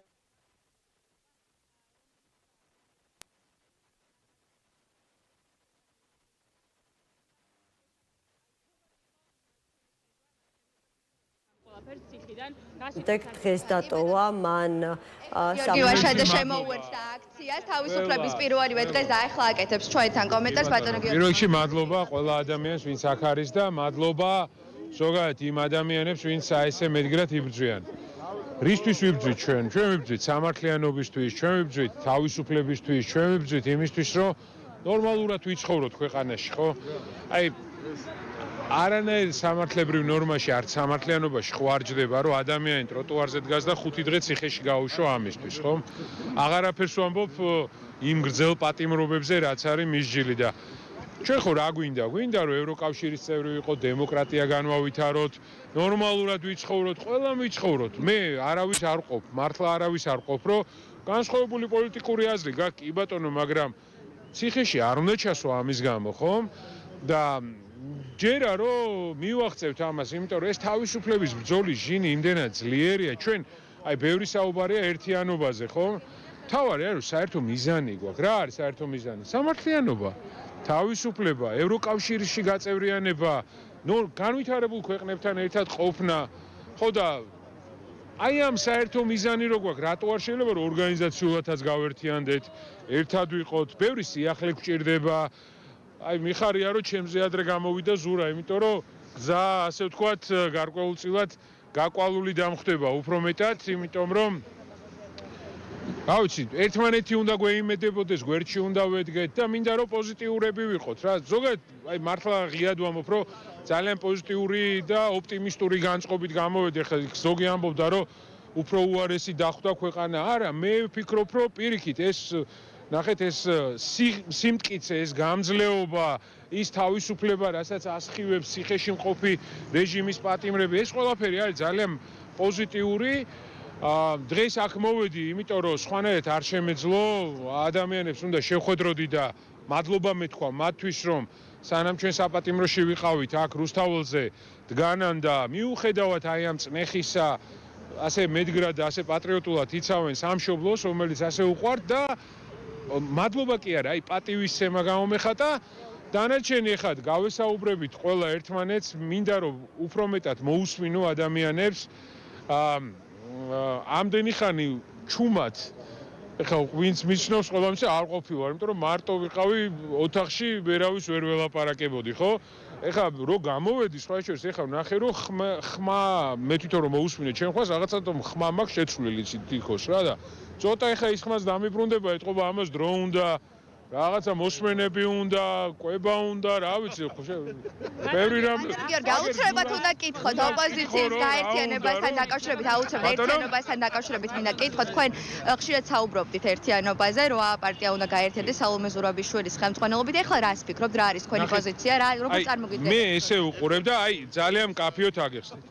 ჩვენ აქ ვინც ვართ ყველას ხო გვაქვს საერთო მიზანი, არა? საერთო მიზანი არის სამართლიანობისკენ ვისწრაფით, თავისუფლებისკენ, თანასწორობისკენ, ევროკავშირში გაწევრიანებისკენ, განვითარებულ ქვეყნების ჯგუფში ვიყოთ, ხო? დაოსში ვიყოთ, სხვა განვითარებულ წარმატებულ ქვეყნებთან ერთად, ამისკენ ხო ვისწრაფით, არა? შესაბამისად, კითხვას ვსვავ, თუ საერთო მიზანი გვაქვს, თუ საერთო ამოცანები გვაქვს, თუ სამშობლო ყველას ერთად გვიყვარს, როგორ გამდები? ორგანიზაციულად რატო არ უნდა დავახლოვდეთ? ხო, აი ხა ზურა რო გამოვიდა რა ასამბლს, რომ გავაერთიანოთ ძალები რა, ორნი რო ვართ, სამნი რო ვართ, ხო უფრო ძლიერები ვართ, არა? იმიტომ რომ ნახეთ, სიტუაციაც ხო ესეთია, აი რომ ჩვენ ვეძვით ორგანიზებულ ტყუილს. ორგანიზებულ ტყუილს ორგანიზებულმა სიმართლემ უნდა მოუგოს. სიმართლე ხო ტყუილზე ძლიერია, მაგრამ იქეთ რო ორგანიზებაა და აქეთ ნაკლები ორგანიზება, ასე ვიტყვი, ხო, რბილად რომ თქვა. ამიტომ რაღაცნაირად გაიწელა ეს პროცესი, თორემ მე მჯერა რომ გავიმარჯვებთ, იმიტომ რომ სიმართლე საბოლოო ჯამში იდეა იმარჯვებს, თავისუფლება იმარჯვებს ყოველთვის და ზოგადად ეხა ბევრს საუბრობთ გეოპოლიტიკაზე. რეჟიმების და ავტოკრატიების დასასრულის ეპოქა დაიწყო. მე ესე ვფიქრობ რა. ამიტომ ნახეთ, მეტი ერთად ყოფნა, ერთად დაგეგმა, რაღაც სიახლეები გვჭირდება, ხო? მეც ბევრი აზრი მაქვს და აქაც მინდა ყველას მოусვენო, რაღაც სიახლეები ხო გვჭირდება. რაღაც ახალი მიდგომები გვინდა, ახლებური საკითხები და ეს პირველი ეტაპი ზურას გამოცდილებას გავიზიარებ და ცოტა ესე პაუზის კუთხით მინდა რომ მოსმენის ფაზა დავიწყო, რომ მოусვინო ყველა ადამიანს, რომ გავიზიარო, იმიტომ რომ მართლა რთულია, ხო? ეხა მარტო რო ხარ 7 თვე, შეიძლება რაღაცაში ცდები, რაღაცის აღქმა არა გაქვს ისეთი, მაგრამ მე ამის ჯერა, მიზანი გვაქვს ყველას ერთიანი, ხო? დიდი მიზანი გვაქვს, ეს არის სამართლიანობა, თავისუფლება, ევროკავშირში გაწევრიანება, განვითარების ავანგარდში ყოფნა. ახლა გვინდა რომ ეს ერთიანობა ერთად დაორგანიზდეს, ხო? ანუ ამ მიზნის მიღწევის გზა ერთად დაორგანიზდეს, ხო? და ამისთვის გვინდა თანამშრომლობა, აი ამ თქვენთან ერთად უნდა გავაკეთოთ, ხო? ერთადაც უნდა მოусვინოთ, აბა რა კარგი იდეაა იქ, აბა იმ იდეას ხო ერთად შევუდგეთ. აი ხა მაგალითად მე მაქვს კარგი იდეა, მე ხო მარტო ამას ვერ გავაკეთებ, მაგრამ მე და თქვენ ამას ერთად კარგად გავაკეთებთ. რაღაცაში არ უნდა გავჯიუტდეთ, ანუ არ უნდა მარტო ერთი გზა არ არის. ან ნახეთ, ჩვენ ესეთი უფრო ესე ვიტყვი რომ ცოტა ბევრს ლაპარაკობ მე მგონი, იმიტომ რომ აი რაც ვიტყვი, აი ნახეთ ერთ რაღაცას ვიტყვი რომ ჩვენ იქეთ ხარეს ვებძვით მრავალ უცნობიან განტოლებას. მიხვდით? რომელიც არის ერთუცნობიანი კი არა, მრავალ უცნობიანი განტოლებაა სიყალბის. აქეთ ერთი მიდგომით ვერ ვიზავთ, იმიტომ რომ ამიტომ გვინდა გაშლა, ახალი საკითხები, ახალი ხალხსაც უნდა მოუტრიალდეთ, მარტო რეჟიმს კი არ უნდა ველაპარაკოთ, ხალხსაც უნდა მოუტრიალდეთ და დაველაპარაკოთ. უთხრათ ხალხს, აი მაგალითად ქართული ოცნების ხარდამჭერს უთხრათ, რომ ბიჭო, სამართლიანობა მინდა და რა არის სამართლიანობა? ეს არის რაღაცა პროცესი, ხო? რომლის მიმართაც ნდობა მაქვს მე და შენ. რომ თუ რამეს ვაშავებ, თუ პროცესი არის სანდო და პროცედურა არის სანდო, მაშინ ვიღებ ამ ასე ვთქვათ სასჯელი იქნება თუ გადაწყვეტილება, მაგრამ თუ უბრალოდ იძახი რომ კაცი ტროტუარზე დადგა და 5 დღე ციხეში უნდა გაუშვა, ვერ იქნება ეს სამართლიანი, არა? აი ამ საკითხებზე უნდა ვისაუბროთ, კიდე ბევრი მე იდეები ისედაც არ მაქვს და ოდის ვიხდი, ხუმრობ ხანდახან, როგორ ახარ? მადლობა. ზურაგირჩი აქტიურად ხვდება სხვა ოპოზიციური პარტიების წარმომადგენლებს, თუმცა ლელო ამბობს, რომ რესურსი აღარ აქვს ოპოზიციასო გაერთიანებისო და რაღაცა ეს კუთხით არ მოწოს ეს იდეა. ლელო, დიახ, გაერთიანების ეს ერთობას გულისხმობს. ნახეთ, მოდი. ანუ მოდი ესე გავაკეთოთ რა. აი რაღაცნაირად ვფიქრობ, რომ დავიწყოთ იქედან და შევთანხმდეთ, გვაქვს თუ არა საერთო მიზანი. ხო, აი აქედან დავიწყოთ. თუ საერთო მიზანი გვაქვს, აი მაგალითად მე და თქვენ, ხო, აი ვინც აქ არის ადამიანები, მე ზურას, მე გიას, აგერ სანდროს ხვებს, გვაქვს საერთო მიზანი. თუ ამ საერთო მიზანში არ განსხვავდებით ერთმანეთისგან, რატო გავიყოთ, კაცო, გვერდ დავდგეთ და მოდი, აბა მოვიფიქროთ, ეხლა ამ მიზანს ერთად როგორ მივახციოთ? აი, ძალიან მარტივად რო ავხსნათ რა. მე ესე უყურებ ამ პროცესს, მიხვდით? ახლა ლელომ ეს თქვა, ზოგადად აი კიდე ერთ რამეს ვიტყვი რა, რომ მე წითელი ხაზებით არ ვსაუბრობ. აი ზურაც გამოვიდა წითელი ხაზებით არ ვსაუბრობ, შეიძლება ეს ციხის გამოცდილებაც არის, რომ იმით კი არ ვიწყებ, რომ იმას არ დაველაპარაკე, აი არა მაქვს წითელი ხაზი. როგორ შეიძლება ქართველ ადამიანთან ვინმესთან მქონდეს წითელი ხაზი, ხო? გავიგე ხა მეც ბევრი შეცდომა დამიშვია და სხვასაც დაუშვია კაცო ეს შეცდომები და ერთმანეთს ეხა ამხელა ამოცანა რო გვაქვს შესასრულებელი ხო შეიძლება რომ ხელი გაუწოდოთ უთხრათ რომ მოდი დღეიდან აღარ დაუშვათ ეს შეცდომები. მოდი დღეიდან ცოტა სხვანაირად მოვიქცეთ. მოდი დღეიდან ცოტა რაღაცა მეტი ენერგია მივცეთ საზოგადოებას, მეტი ოპტიმიზმი. მართლა აი თქვენ რო გიყურებთ, აი მართლა ციხეში რო არა ეხა შემოიკრიბა აქ ხალხი და ციხიდან ტელევიზორს რო ჩართებ ყოველ საღამოს ეხა ზურად ამეთანხმება რა არის ემოცია იცით რომ რუსთაველზე ხალხი არის რაღაცა იმედი ხართ ყველა იმედი ხართ ხო და მეც მინდა რომ თქვენს გეიმედებოდეთ ჩვენს გვეიმედებოდეთ ყველა ერთად დავდგეთ დანარჩენი ხა დეტალი ბევრია რა მაქვს მე გასაყოფილელოსთან აი მართლა ვამბობ რა მაქვს ახლა რომელიმე მათა და ყველას რა ვიცი აქ სხვათა შორის იყო რაღაცა ინციდენტები რომ ვიღაცა არ მოვიდეს ისა როგორ ხალხნო ყველა მოვიდეს ყველა ერთად დავდგეთ ვაპატიოთ ერთმანეთს კაცო ჩამოვართვათ ხელი რას ვიყობთ აი იმხდენად მძიმე რთული ამოცანა გვაქვს ხო ერთად უნდა გადავწყვიტოთ ამიტომ მე არაფერი იქ რაღაც დებატებზე იყო საუბარი აგერ ზურამ თქვა რომ კობახიძეს უთხრა მოდი არც უჭერ რა ვიცი დაუჯდეს ზურას კობახიძე დებატებში ლიდერების დებატები რაღაცა ის ხო არ უნდა იყოს ეხა დებატი რომ თავი მოვიტყუო რატო არა კი ბატონო დავსხდეთ ევროკავშირში გაწევრიანებაზე ვისაუბროთ რა ვიცი 1000 საკითხია ხო პოლიტიკურ პატიმრებზე აგერ აქ ვიყავით რუსთაველზე ხალხი როცემეს აი ეგერ რუსთაველის თეატრთან ვიყავი ის სასტიკი ღამე რომ მოაწყვეს რა მოხდა იმის მერე სად არის ეს ადამიანები ვინც ეს ჩაიდინა არც იმათ არ ვეკიდები აი რაღაცა ეგეც არ მინდა რომ აი რაღაცა მინდა რომ ცოტა პოზიტიური განწყობა მქონდეს და არ მინდა რომ გამოვეკიდო იმ ხალხსაც რა იმიტომ რომ რაღაცა ბოროტებას ამარცხებს სიკეთე მე ეს ამის მჯერა და კიდე ერთხელ ეს გადავიაზრე ამ მარტოობაში რაღაცნაირად და ჩვენ როცა გვესვრიან ხო ჩვენ რაღაცნაირად სხვანაირად პოზიტივით უნდა უპასუხოთ რა ტყუილს სიმართლით მოუგებ თორე ტყუილს ტყუილით ვერ მოუგებ რა ეხლა რაც არ უნდა შეეცადო ბატონო გიორგი სხვა აქტუალურ თემებზეც მინდა კითხო ჩვენს მაყურებელსაც აინტერესებს თქვენი პოზიცია ყოფილი მაღალჩინოსნები არიან ახლა ციხეში ყოფილი პრემიერ-მინისტრი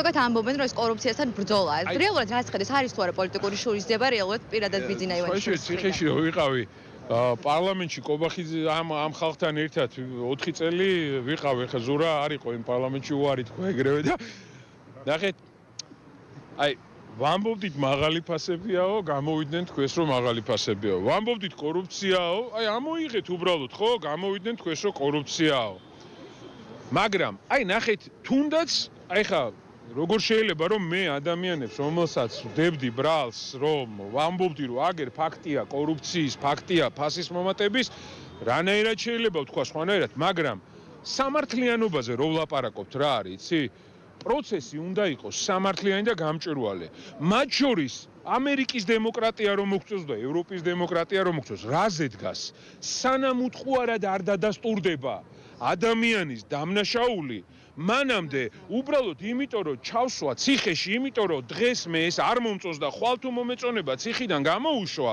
ან გუშინ წინ რომ მომწონდა ფული ვაკეთებინო უსამართლოა რა აი მიხვდით ვერ აღვადგენთ აი მართლა ცოტა ღრმად თუ ჩავიხედავთ ამაში ხო ვერ აღვადგენ და მე მინდა რომ ვინც არ უნდა იყოს ყოფილი ქართული ოცნება დღევანდელი ქართული ოცნება ჩვენი თანამებრძოლია ყველას მინდა პროცედურული სამართლიანობა რაც არის მივიდეს სასამართლოში დაიცვას თავისი უფლება დასამალად კი არ ქონდესო მივიდეს კაცო ყველა ადამიანი ხო ამბობენ ისინიც ამბობენ რომ მართალი ვარო ხო პროცესი იყოს ისეთი ღია რომ საზოგადოებამ შეთანხმდეს ხო ამაზე დამნაშავეა არ არის ნდობა გამიჩნდეს რა აი მე გამიჩნდეს აი სხვის მე თვითონაც მიყვირს ეხა ისეთი ადამიანების პროცესზე ვლაპარაკობ, მაგრამ ეგ არის დემოკრატია. მიხვდით, რომელიც ჩვენ გვჭირდება იმისთვის, რომ ქვეყანა წინ წავიდეს, თორე ეხლა მე უბრალოდ პერცეფცია მაქვს და აი შთავაგონე ჩემი თავი რომ შენ დამნაშავე ხარ და მაშინ არ დამთავრდება ეს უბედურება ეხლა რაც ხდება ამ ქვეყანაში რა. ბოლოს ერთად ჩაგეკითხებით უბრალოდ რა იმე შემთხვევითი შეხვედრა ხო არ ქონიათ ამ ადამიანებთან? ამ ყოფილ მაღალჩინოსნებთან შეხვედრა. ზურასაც ვერ შევხვდი შემთხვევით ციხეში.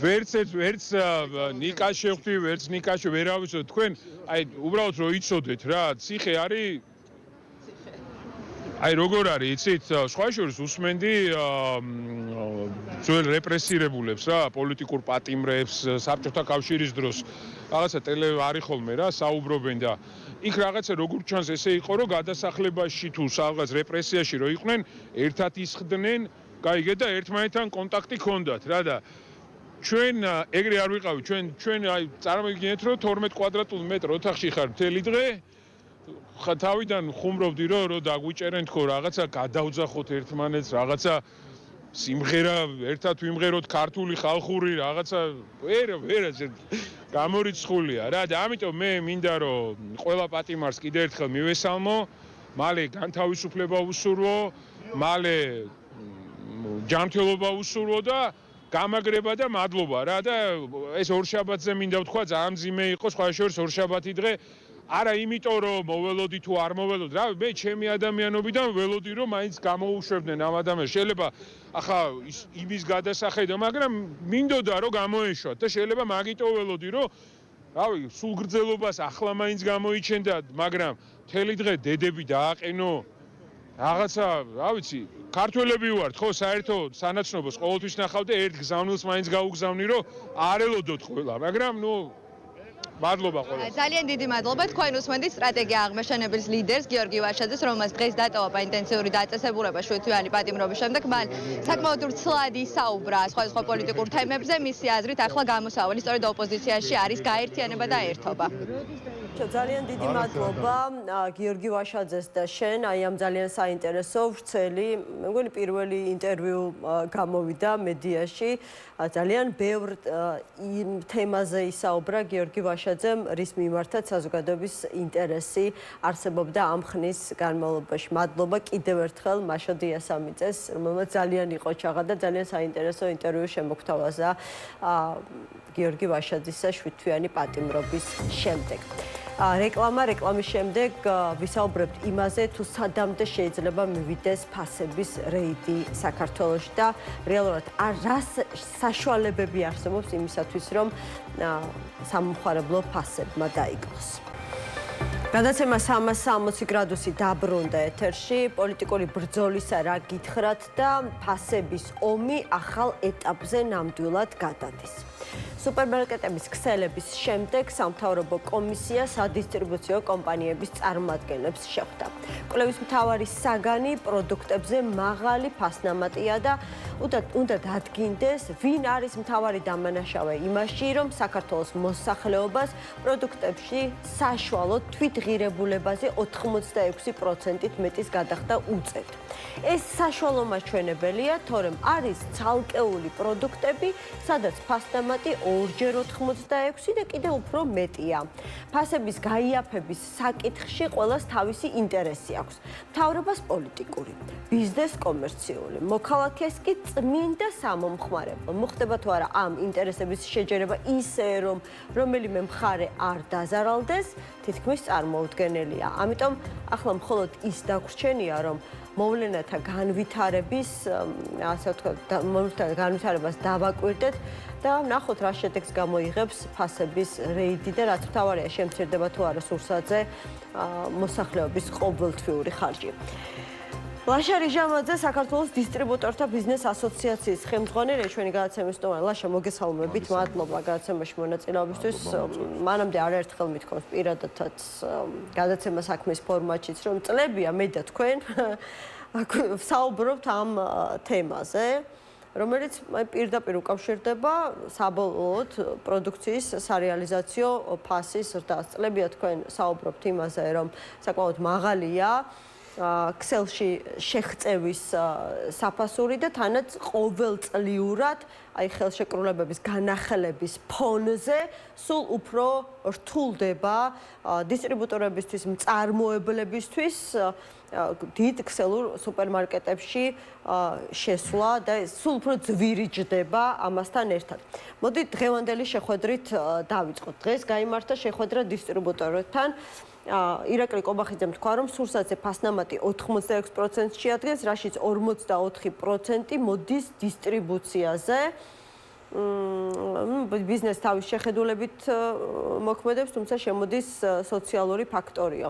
აი ძალიან საინტერესოა რა ძირითადი შეკითხვები ქონდა სამთავრობო კომისიას სადისტრიბუციო კომპანიებთან და მათგან თუ მიიღეთ რაიმე ასე ვთქვათ მინიშნება იმაზე თუ როგორ აპირებენ ფასების დარეგულირებას. არ ვიცი თქვენი მოგების აი ამ 44%-ს ჯერ ეთანხმებით თუ არა აი ამ მონაცემს, რომელსაც პრემიერი აქვეყნებს და აი როგორ რა პირი უშანს ამ ყველაფერს თქვენი მოგების ხარჯზე უნდა შემცირდეს ეს თუ თქვენი და სუპერმარკეტების ერთობლივად. მოგესალმებით, მოგესალმებით მაყურებელს კიდევ ერთხელ და დავიწყოთ იმ საკითხებით, იმ პრობლემატური საკითხებით, რომელზეც მათ შორის თქვენი ეთერით არაერთხელ გაგვიჟღერებია და წლების განმავლობაში ვაჟღერებთ და რომელიც თანხმედრაშია პრემიერ-მინისტრის მიერ აკეთებულ განცხადებაში მოყვანილ გარემოებებთან მიმართებაში, რომელიც შეეხება ეგრეთ წოდებული გადასახადები, რაც არის დაწესებული საცალო ვაჭრობის ქსელური მარკეტების მიერ სადისტრიბუციო და ადგილობრივი მწარმოებელი კომპანიებისათვის. დღეს კიდევ ერთხელ მივაწოდეთ სექტორმა ამ პრობლემატური საკითხების შესახებ შედარებით უფრო დეტალური ინფორმაცია თუ სად რა კუთხით წარმოიქმნება პრობლემა. ჩვენც რომ გაგვიზიაროთ ეს ინფორმაცია არის შესაძლებელი? რა თქმა უნდა. აქ საკითხი შეეხება ისეთ ტიპის გადასახადებს, რომელიც საბოლოოდ აკუმულირდება იმ 44%-ში და იძულებული ხდება მწარმოებელი სადისტრიბუციო კომპანია, რომ გადაიხადოს. ეს არის ეგრეთ წოდებული შესვლის გადასახადი.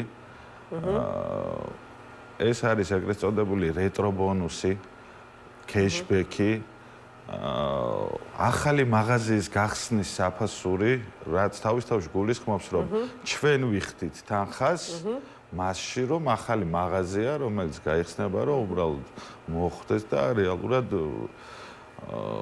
მიმწოდებლების ინვესტირება არის ეს ამ შემთხვევაში. ან თქვენს სხვა დანარჩენ ხარჯებთან ერთად რაც გაქვთ იმისათვის, რომ ხელფასი იქნება ეს საწოლის მაგის გარდა კიდევ არის, ანუ დამატებით იქ ხდება აქციები, რომელიც ისევე მიმწოდებლის ხარჯზე გადადის ეს თუ რა აქციაც შეიძლება ჩვენ ნახოთ მაღაზიაში. ან მაღაზია როდესაც აცხადებს ფასდაკლებას, ანუ აქციას კონკრეტულ პროდუქტებზე, აი რას ნიშნავს, რომ ეს აქცია ტარდება მწარმოებლისა და დისტრიბუტორის ხარჯზე, ძირითად შემთხვევაში. ან თქვენ გაკლებთ რეალურად მაღაზიას არაფერი აკლდება იმ ფასდაკლებული, ასე ვთქვათ, ფასიდან და აქ იკლებს დისტრიბუცია რეალურად იმ თანხას, რომელიც შეეძლო მიიღო. გარდა ამისა არსებობს ეგრეთ წოდებული კუნძულის გადასახადი, სალარო ზონის გადასახადი. ანუ ეს ყველაფერი სალარო ზონაში ან კუნძულზე პროდუქციის განთავსება. ეს კიდევ დამატებით გადასახადი. კიდევ დამატებით, უფრო ძვირი ბუნებრივია, რომ თვალსაჩინო ადგილას იყოს. კი ბატონო. სწორედ მსგავსი ტიპის პრობლემებზე იყო საუბარი დღეს და მათ შორის განცხადებაში მსგავს პრობლემებზე იყო მითითება, რაც საბოლოოდ საკმაოდ დიდ როლს თამაშობს იმ ფასის ფორმულირებაში, რა ფასითაც პროდუქტი ხდება მომხმარებელს. ამ შემთხვევაში იმ 44% თეორიულად რაზეც საუბრობთ და ეს ძალიან ინდივიდუალური არის და მით უმეტეს პროდუქციის ტიპიდან გამომდინარე, იმიტომ რომ ეს შეიძლება მნიშვნელოვნად დაბალიც იყოს და მათ შორის მაღალი 86-იც მინიმუმ ნახევარი აკუმულირდება ისევ ქსელი მხარეს. ჩვენი მიზანი ერთადერთი რაც არის და რა თქმა უნდა არ შეიძლება ჩვენ ისეთი ფორმით მივიღოთ რაიმე ტიპის რეგულაცია, რამაც რიტეილი შეიძლება დააზიანოს ისე, რომ ოპერირებას ხელი შეუშალოს. აქ ჩვენი მიზანი არის, რომ იმ ტიპის რეგულირების მიღება, რაც საბოლოოდ გააჯანსაღებს ამ ურთიერთობებს და რაც საბოლოოდ დადებითად აისახება მომხმარებელზე და განსაკუთრებით ხელში რა გააჯანსაღებს თუ მაგალითად რიტეილ სექტორი საკუთარ მოგებას შეიმცირებს, ეს გააჯანსაღებს ურთიერთობებს და დააკლებს ფასს? ნახეთ, აქ არის საუბარი რეგულაციაზე, რომელიც კრძალავს გარკვეულ ტიპის ქმედების განხორციელებას, ამის საერთაშორისო პრაქტიკა ყველა განვითარებულ ქვეყანაშია, როგორც არაერთხელ გვეხსენებია ეს რეგულირებული და მაგალითად ავიღოთ ჩეხეთში განსაზღვრულია პირობითად ვადა, რა ვადაში უნდა მოხდეს მალფუჭებადი პროდუქციის ანაზღაურება. არის 7 დღე. ჩვენთან ეს შეიძლება იყოს 30 დღე. რა მაგალითად 30 დღეში უნდა მოხდეს ნებისმიერ მიწოდებული პროდუქციის ანაზღაურება. ჩვენთან არის რეალიზაციიდან სადღაც 45-დან იწყება 70 და 80 დღეზე ადის. აკრძალული არის ახალი მაღაზიის გახსნის საფასურის დაკისრება მიმწოდებელზე. ანუ მთელი რიგი მექანიზმები არის გაწერილი გამომდინარე იქიდან რომ ყველგან სახელმწიფომ ჩათვალა რომ მნიშვნელოვანი ძალაუფლების მქონე ამ ურთიერთობაში იყო რითეილის მხარე, ანუ საცალო ვაჭრობის ქსელური მარკეტები, რომლებიც წყვილდებოდნენ და მიიღო გადაწყვეტილება მცირე და საშუალო ბიზნესის დასაცავად განსაკუთრებით, რომ ამ ურთიერთობების ნორმალიზებისთვის მნიშვნელოვანი იქნებოდა მსგავსი რეგულირების მიღება და იმ ჩარჩოების დაწესება, რაც საბოლოოდ ხელს შეუწყობდა ბაზრის სწორ განვითარებას. ჩვენც ახლა როდესაც საუბრობთ ნებისმიერ შემთხვევაში თუ ეს კანონი იქნება მიღებული, რასაც ისევ ჩვენ წლების განმავლობაში ვამბობდით და 2-3 წლის წინათაც იყო დაწყებული და ჩვენ და სამწუხაროდ შეჩერდა, როგორც მინიმუმ ვფიქრობთ, რომ ფასების სტაბილურობას და ესე ინერციით წასვლა ანუ გამორიცხავს ფასების სტაბილურობის ნაწილში და რატომ შეჩერდა ეს პროცესი? იმიტომ რომ ხო აქვს შუალედური დასკვნა კონკურენციის სააგენტოს, რომელსაც ეს ინფორმაცია, რაზეც ახლა თქვენ საუბრეთ დღეს პრემიერს, ისედაც ჰქონდა, ხო? ანუ ვინ შეაჩერა, რა ეტაპზე შეაჩერეს პროცესი, რომელსაც წესით უნდა გაეჯანსაღებინა ბაზარი? ჩვენ არ ვფლობთ ინფორმაციას, თუ რატომ შეჩერდა რამდენიმე წლის წინ, რა იყო ამის გამომწვევი მიზეზი და სიმართლე გითხრათ, საინტერესო არის. მათ შორის შეგვიძლია ვთქვათ, რომ ეს შეიძლება გახდეს კვლევის საგანიც, რა განაპირობა ამ პროცესების შეჩერება და რა შედეგი შეიძლება ჰქონოდა დღეს ის კანონი, რომ ჰქონოდა რეალურად ქვეყანაში და ერთი და მთავარი ამ ყველა მოცემულობაში გახლავთ ის, რომ ნებისმიერ შემთხვევაში ეს პროცესი უნდა წარიმართოს ყველა მხარის აქტიური ჩართულობით, ისე რომ ნებისმიერი ხისტი გადაწყვეტილება, ან ისეთი სწრაფი გადაწყვეტილება, რამაც შეიძლება შემდგომ უკუ რეაქცია მოგცეს და დააზარალოს ესა თუ ის სექტორი. ცალსახად არავის ინტერესს არ წარმოადგენს და არც სახელმწიფოსი, მაგრამ კიდევ ერთხელ ვამბობთ, რომ რეალურად იმ ნაწილში, რა ნაწილში შეიძლება რომ ადგილობრივ მწარმოებელ და სადისტრიბუციო კომპანიას არ მოუწიოს თანხის გადახდა, ის პროპორციულად თავისთავად დააკლდება მისაწოდებელ ფასს. უკვე შემდგომ იწყება რითეილის მხარე. რითეილი რამდენად შეძლებს ამ შემცირებული ბიუჯეტით ოპერირების გაგრძელებას, რომ იყოს რენტაბელური და მომგებიანი. ხო, მაგრამ ნახეთ, აი თქვენ ჩამოთვალეთ თამაშის წესები დისტრიბუტორებისთვის და მეწარმეებისთვის, რომელიც დადგენილი აქვს რითეილ სექტორს საქართველოში. მაგრამ ჩვენ ნახეთ, რომ პირველივე შეხვედრაზე ირაკლი კობახიძემ თუ შეხვედრის დასრულების შემდეგ ასეთი განცხადება გააკეთა, რომ მაგალითად 100,000 ადამიანზე გერმანიაში თუ მოდის 45 სუპერმარკეტი, ჩვენ ვართ რეკორდსმენები ამ თვალსაზრისით და ჩვენთან მოდის 100,000 ადამიანზე 113 სუპერმარკეტი. აი როგორ გამოდის ისე, რომ ყველა ქსელურ, ასე ვთქვათ, მარკეტს ერთნაირი მოთხოვნები აქვთ მიმწოდებლების მიმართ. მოთხოვნები ერთგვაროვანია, გიდასტურებთ. მათ შორის იმასაც აღმოჩნდათ, რომ ნორმალური ჯანსაღი ბაზრის შემთხვევაში მაღაზიათა რაოდენობა უნდა ზრდიდეს კონკურენციას და ფასები არ უნდა იყოს ესე თანხwebdriverში, მაგრამ აქ გამოყოფთ ერთ ყველაზე მთავარ ნაწილს. ახალ მაღაზიის გახსნას იძულებულია, აქ არ ვამბობ, რომ სურვილია, იმიტომ რომ ვერ ექნება ეს არ არის მისი ბიზნესი, ხო? ადგილობრივ მწარმოებელი და სადისტრიბუციო კომპანიები აფინანსებენ. იმ სავალდებულო გადასახადით, რასაც აწესებს ქსელი. ახალი მაღაზიის გახსნის საფასური, მასში შეღწევის საფასური თუ ასე, ну სხვადასხვა ტერმინოლოგია. ეს ყველაფერი, ეს ინვესტირება ისახება იმ ფასში, რა ფასითაც საბოლოოდ ხდება უკვე მომხმარებელს პროდუქტი თაროზე. სწორ ბაზრის სწორად განვითარების შემთხვევაში, რა თქმა უნდა, ნებისმიერი გახსნილი მაღაზია პირიქით კონკურენციას ზრდის, მაგრამ მათ შორის უნდა აღინიშნოს, რომ მაღაზიები არ უნდა იყოს ერთ-ერთთან დაკავშირებული. ხო, გასაგებია, მაგრამ აი მაინც შესაძლო კარტელურ გარიგებასთან გვაქვს საქმე? არა, ჩვენ საერთოდ არ ვფლობთ ინფორმაციას. აი, მაშინ რატომ როგორ ახერხებენ სუპერმარკეტები, რომ კონდეთ ერთგვაროვანი მოთხოვნები, ანუ რა თუ არ არსებობს რეგულაციები, არიან რეგულაციის მიღმა წესით უნდა იყვნენ ერთმანეთთან კონკურენციაში და რაც შეიძლება მიმზიდველ პირობებს თავაზობდნენ მიმწოდებლებს, რადგან უფრო ფართო ასორტიმენტი, უფრო ხელსაყრელ ფასად კონდეთ წარმოდგენილი სავაჭრო ობიექტებში, რომ მეტი მომხმარებელი ყავდეთ და ახლა გამოდის, რომ თითქმის ყველას ერთნაირი დაუწერელი მსგავსი პირობები აქვს, კი ბატონო, და გადასახადები, რაც არის, რასაც ითხოვს, ეს რიტეილის მხარე არის ზოგადად, როდესაც ყველა სადაც კი შესაძლებლობა აქვს იმ პრაქტიკის შესაბამისად, რაც დღეს ჩამოყალიბდა, მოითხოვოს ესა თუ ის გადასახადი მწარმოებლისა და დისტრიბუტორისაგან. სწორედ ანალოგიურად ვითარდებოდა საზღვარგარეთში ეს პროცესები და სწორედ მსგავსმა პროცესებმა მთელი რიგი საკანონმდებლო რეგულირების მიღების აუცილებლობის წინაშე დააყენა ქვეყნები. თუ ჩვენ საუბრობთ, რომ ამ კანონს რა შედეგი შეიძლება ჰქონდეს, ხანგრძლივ პერიოდში ბევრად დადებითი ექნება, რა თქმა უნდა, ვიდრე მოკლე პერიოდში და ნებისმიერ შემთხვევაში ეს კანონი რო იქნება მოღებული, დღეს არსებული სიტუაციიდან გამომდინარე, რიტეილი ცალსახად პირდაპირ მაინც ვერ გადაეწყობა სრულად. მასაც დრო დაჭირდება მინიმუმ ამ ყველაფრისთვის.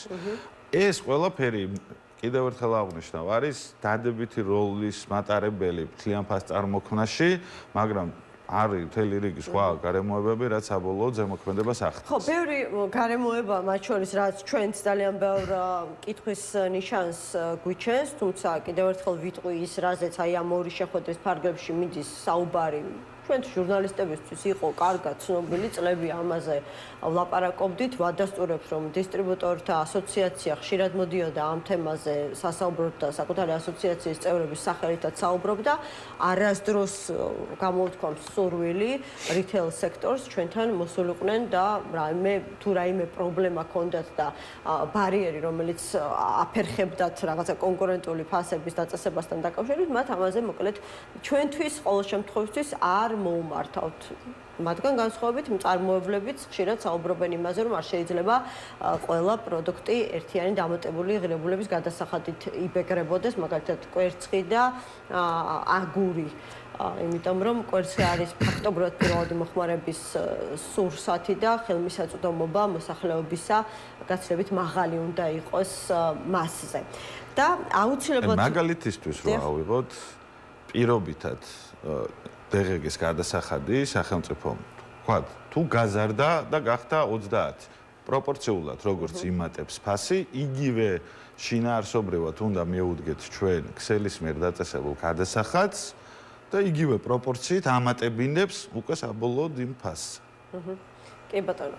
კარგი, ნახოთ როგორ გაგრძელდება ეს პროცესი, მაგრამ აი თქვენ დღევანდელი შეხვედრიდან გამომდინარე, როგორ ფიქრობთ, რამდენად სწორი ინფორმაცია აქვს და სრული ინფორმაცია აქვს სამთავრობო კომისიას აი ამ დარგში არსებულ პრობლემებთან დაკავშირებით, რამდენად სწორად ხედავს, რაში არის ასე ვთქვათ, პრობლემა და როგორ უნდა გადაიჭრას მაღალი ფასების საკითხი საქართველოში. ამ ურთიერთობის ფარგლებში არსებულ პრობლემატურ საკითხები იდენტიფიცირებულია სამთავრობო კომისიის მიერ და თანხმედრაშია ჩვენი სექტორის და მათ შორის წარმოებლების მიერ მოწოდებულ პრობლემებთან. ნუ კიდევ ერთხელ აღნიშნავ, კიდევ სხვა რიგი პრობლემებიც არსებობს, მაგრამ ამ ნაწილში ინფორმაცია აქვს, იდენტიფიცირებულია, როგორც გაცხადდა მათ შორის, უბრალოდ არის მთელი რიგი სამუშაო პროცესი წარსამართი, სადაც უფრო შედარებით სიღრმისეული და ტექნიკური დეტალების ნაწილში იქნება აუცილებლად განსახილველი, რომ რაღაცა ისეთი სურათი არ მივიღოთ, ისეთი ტიპის რეგულაცია, რამაც შეიძლება დააზიანოს შემსყიდველი, ანუ რითეილის მხარე ისე, რომ ამან პრობლემა შექმნას, ან წარმოებელი თუ სადისტრიბუციო მათ შორის. ლაშა, ბოლო ინფორმაციით, რაც ვიცით, შესაძლებელია მას შემდეგ გუშინდელიდან დღემდე შეიცვალა ვითარება 17 სადისტრიბუციო კომპანიაში შესული არის სახელმწიფო სუსი და ფინანსური პოლიცია. თუ ეს ინფორმაცია არსებობს, ანუ პრობლემების შესახებ არსებული ინფორმაცია არსებობს აქვს სამთავრობო კომისიას თუ იგეგმება უახლოეს პერიოდში საპარლამენტო კომისიის შექმნა, სადაც ალბათ ასევე დაგიბარებენ იმისათვის, რომ ინფორმაცია მიაწოდოთ სუსის ინტერესის საგანს რა წარმოადგენს. შეგიძლიათ აი ამ 17 სადისტრიბუციო კომპანიის მაგალითზე გითხრათ? ჩვენ ინფორმაციას აღვწევთ ინფორმაციას რა შეიძლება იყოს სახელმწიფო უსაფრთხოების სამსახურის კვლევის საგანი აქამდეც კონკურენციის სააგენტოს არაერთხელ მივაწოდეთ და გასულ უკანასკნელ პერიოდშიც კი ბატონო, ბოდიშს გიხდით. გასულ უკანასკნელ პერიოდშიც ინფორმაცია და დოკუმენტაცია ძირითადად იდენტური, როგორც რომის ამოღებაც ხდება. ჩვენს გვაინტერესებს რა შეიძლება იყოს კვლევის საგანი, არ ვფლობთ ინფორმაციას და იმედია, რომ ეს პროცესები დროულად და სწრაფად დასრულდება, რომ რაღაც ტიპის ბუნდოვანებები და გაურკვევლობები არ არსებობს. ან თუნდაც აი გამოთხოვილი ინფორმაციის საფუძველზე იმ პროცესების დაკვირვების კვალდაკვალ რაც ახლა მიმდინარეობს, ანუ რა აი გუშინ შევიდნენ, ხო? დღეს ბუნებრივია გექნებათ თქვენი ასოციაციის წევრებისგან ინფორმაცია, რომ დღეს რა პროცესი მიმდინარეობს მათ ოფისებში. აქ განხორციელდა დოკუმენტაციის ამოღების პროცედურები. ეს არის საბუღალტრო დოკუმენტაცია, გაფორმებული ხელშეკრულებები მიწოდებისა და შესყიდვის და მათ შორის შემოსავლების სამსახურიდან ხდება ინფორმაციის ამოღება საბაჟო დოკუმენტაციის. ინვოისები, დეკლარაციები და ასე შემდგომ რაც არის. ეს ყველაფერი ძირითადი ნაწილი ისედაც იყო შესაბამისი უწყებების ხელში, არ ვფლობთ ინფორმაციას სუსი რა მიმართულებით შეიძლება სწავლობდეს, მაგრამ კიდევ ერთხელ აღვნიშნავთ, რომ სადისტრიბუციო სექტორში ყველა კომპანია მზად არის ნებისმიერი ფორმით მიაწოდოს და რიტეილ სექტორთან გაფორმებული ხელშეკრულებები, სადაც აი დასაბუთი ერთია თქვენ ზეპირსიტყვიათ რა ინფორმაციას აწვდით, მაგრამ დოკუმენტურად დასაბუთებული, აი ეს კონკურენციის სააგენტოსაც აქვს. გასულ პერიოდშიც მიაწოდეს კომპანიებმა და ამის ამოღებაც ხდება. ანუ ჩვენ პირიქით ვამბობთ წლების განმავლობაში შევისწავლოთ ყველა ხელშეკრულება, სადაც თვალნათლივ შეგვიძლია დავაკვირდეთ თუნდაც გადასახადების პროგრესს, თუ როგორ იზრდება წლიდან წლამდე. თუ რა ტიპის შეზღუდვები უწესდება კომპანიებს, ანუ ხელშეკრულება არ შეიძლება იყოს კაბალური და ამითი იზარალოს ნებისმიერმა მიმწოდებელმა. მათ შორის არც რიტეილმა არ უნდა იზარალოს, რა თქმა უნდა. ძალიან დიდი მადლობა, ჩვენ რა თქმა უნდა ყურადღებით მივადევნებთ თვალს განვითარებულ მოვლენებს და იმედი მაქვს, რომ კიდევ ვითანამშრომლებთ ჩვენთან ინფორმაციის მოწოდების თვალსაზრისით არაერთ პროცესში. ლაშა რიჟამაძეს მადლობა, საქართველოს დისტრიბუტორთა ბიზნეს ასოციაციის ხელმძღვანელი იყო ჩვენი გადაცემის სტუმარი. ვიდრე კიდევ შემოგვიერთდებიან ამ თემაზე სასაუბროთ სტუმრები, მოკლედ როგორც გითხარით კიდეც ჩვენს შესავალ ტექსტში, რამდენიმე მხარე ყავს ზოგადად აი ამ პროცესს და ბუნებრივია ყველა მხარეს თავისი ინტერესი აქვს. ხელისუფლებას აქვს ბუნებრივია პოლიტიკური ინტერესი, აქცენტირებით მოსახლეობის სოციალური ინტერესზე, მოსახლეობას რა თქმა უნდა აქვს სოციალური ინტერესი და ვინ იქნება წინააღმდეგი თუ კი მათი ყოველდღიურობა გაცილებით გაუმჯობესდება და პროდუქციაზე გაწეული ხარჯები მნიშვნელოვნად შეუმცირდებათ, რაც შეეხება ბიზნესს, თავის კომერციულ კომერციული ინტერესი აქვს, უბრალოდ აი აქ თუ კი იქნება შესაძლებლობა რომ ობიექტურად დადგინდეს რეალობა გამოსაკვლევია ეს კომერციული ინტერესი თუ მადა რამდენად დიდია და რაც ყველაზე მთავარია რამდენად სამართლიანი წესებით თამაშობს ბიზნესი ბაზარზე. წარმოგიდგენთ სტუმრებს ბექა ნათლიშვილი, სამართლიანი ეკონომიკის ინსტიტუტის დამფუძნებელი, დავით მჟავანეძე, კოალიცია ცვლილებებისთვის წევრი. მოგესალმებით ბატონო, მადლობა გადაცემაში მონაწილეობისთვის. ბექა, თქვენგან დავიწყებ. თქვენ ჯერ კიდევ წლების წინ საქართველოს პარლამენტში დეპუტატად ყოფნის დროს გქონდათ კანონპროექტი, რომელსაც უნდა ეს პრობლემა მოეგვარებინა. აი საინტერესოა ამ გადასახედიდან რამდენად ეხმაურება დღევანდელი მიდგომები იმ ასე ვთქვათ თქვენს საკანონმდებლო ხედვას და თუ მაშინ არ მოყოლია არანაირი გამოხმაურება, საინტერესოა დღევანდელ აქტიურობას რით ხსნით? ხო, ესე იგი მე ამ საკითხზე მუშაობა დავიწყე 2019 წელს, 2019 წელს დავარეგისტრირე კანონი, რომელიც პრინციპში დიდად არ შეცვლა და არ იყო განსხვავებული იმ კანონიდან, რომელიც 2023 წელს უნდა დარეგისტრირებულიყო. ამ კანონის 2023 წლის ინიციატივის მოკლე ისტორიასაც გეტყვით. Mercy Corps-ი არის ერთი ძალიან კარგი ორგანიზაცია, რომელთან ერთადაც ვიმუშავეთ ამ კანონის უფრო დახვეწასთან დაკავშირებით და შემდეგ უკვე ეკონომიკის სამინისტროს უკვე შევთავაზეთ, რომ შესაბამისად, მაშინ ესე იგი ეკონომიკის სამინისტრო რაც გამოეხმაურა ამ საკითხს და დაიწყო ამაზე მუშაობა, შემდეგ უკვე კანონპროექტის დაიწერა და შემდეგ აღარ მოხდა ისევ ამ კანონპროექტის მიღება. მე არ ვიცი მიზეზები, ცოტა რთულია, ესე იგი ჩემთვის მიზეზის გაგება.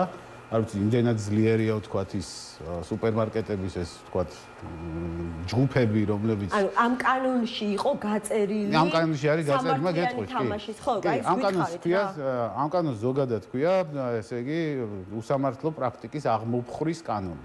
ანუ აბსოლუტურად ყველა ქვეყანაში თითქმის გავსი სახელი აქვს. ეს კანონი გარკვეული თვალსაზრისით იმეორებს 633 დირექტივას ევროკავშირის, იმიტომ რომ ევროკავშირის ქვეყნებშიც ეს საკითხი რეგულირდება. პირდაპირ გითხრათ, რაც არ უნდა კარგად მუშაობდეს, თქვათ, კონკურენციის სააგენტო, ან რაც არ უნდა მაღალ დონეზე მუშაობდნენ სასამართლოები, ამ საკითხს ვერ აგრეგულირებენ და აქედან გამომდინარე, ამიტომ დირექტივა მიიღო ევროკავშირმა და სავალდებულო გახადა მსგავსი კანონმდებლობის მიღება თავის წევრი ქვეყნებისთვის. ეს უკავშირდება არა მხოლოდ ფასებს, ეს უკავშირდება ზოგადად სასურსათო უსაფრთხოებას, იმიტომ რომ ესე იგი ეს არის ადამიანებისთვის სურსათი და საკვები არის ადამიანების ფიზიოლოგიური არსებობისთვის თავარი, ხო? აქედან გამომდინარე, რაც ითქვა აქ მე უსმენდი თქვენს სტუმარს, მისი წინამორბედი იყო ივაჭყონია და დისტრიბუტორთა ასოციაცია და მე მათთან ერთად ისინი ჩართულები იყვნენ ამ პროცესში, კანონის შემუშავების პროცესში, თავიდანვე და გასვლა-გამოსვლა ჰქონდა ამასთან დაკავშირებით. ზუსტად ისია, რაზეც არის საუბარი, უბრალოდ რამოდენიმე დეტალს დავამატებ, რომ უფრო კარგად დაგანახოთ, თქვა პრობლემა რაში მდგომარეობს. ის რომ ნახეთ თქვენ გაგიჩნდათ ეგეთი კითხვა, რომ აი თუ ამდენი სუპერმარკეტია, ერთი ამდენი სუპერმარკეტი რო არის, ხა ის სუპერმარკეტები შეიძლება სხვადასხვა სახელებით ოპერირებენ, მაგრამ შეიძლება ერთი კომპანიის, ესე იგი, სხვადასხვა ფილიალები იყოს, ხო? ეს ერთი საკითხი. მეორე საკითხი არის, რომ სუპერმარკეტები ცდილობენ, ნახეთ, ეხლა არის ის პროცესი, როდესაც სუპერმარკეტები ცდილობენ მაქსიმალურად დაიკავონ ბაზარი. გესმით? ეს იმაზე კი არ არის, რომ დღეს მოგება ნახონ შესაბამისად და სახლში წაიღონ. ამიტომ ამ ფულს აბრუნებენ, აი კეშბექებით, შესვლის გადასახადებით, გვიან გადახდებით დაგროვილ ფულს ესე იგი აბრუნებენ იმაში, რომ ბაზრის მოცვა გაზარდონ საკუთარი. გესმით? აქედან გამომდინარე, კონკურენცია ამ შემთხვევაში არაფერს არ შველის, გამომდინარე იქიდან, რომ ისინი იმას კი არ უყურებენ, რომ ხა მე ფასი დავაგდო, რომ ჩემი პროდუქტი მეტი გაიყიდოს. მეტის გაყიდვაზე არ არის აქ ლაპარაკი. მათთვის მაქსიმალურად მნიშვნელოვანია მეტი შესვლის გადასახადი მიიღო, მეტი კეშბექი მიიღო, რომ შესაბამისად შემდეგ უკვე ახალი ქსელი გახსნან. ახალი ქსელების გახსნაშია კონკურენცია და არა ფასების დაგდებაში.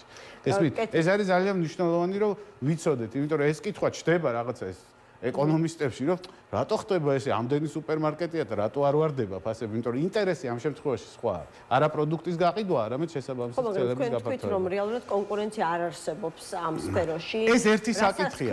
გესმით? ეს ერთი საკითხია. ნუ არსებობს ფუნდამენტური, ასე ვთქვათ, კონკურენცია შეიძლება არსებობდეს ახალი ქსელის დაგიბრუნდებით.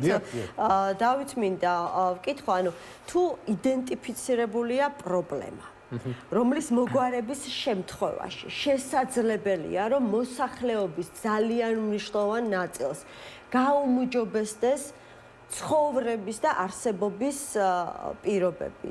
როგორი პოლიტიკური, ასე ვთქვათ, ინტერესიც არ უნდა ამოძრავებდეს ქართულ ოცნებას. რა არის ამაში ცუდი?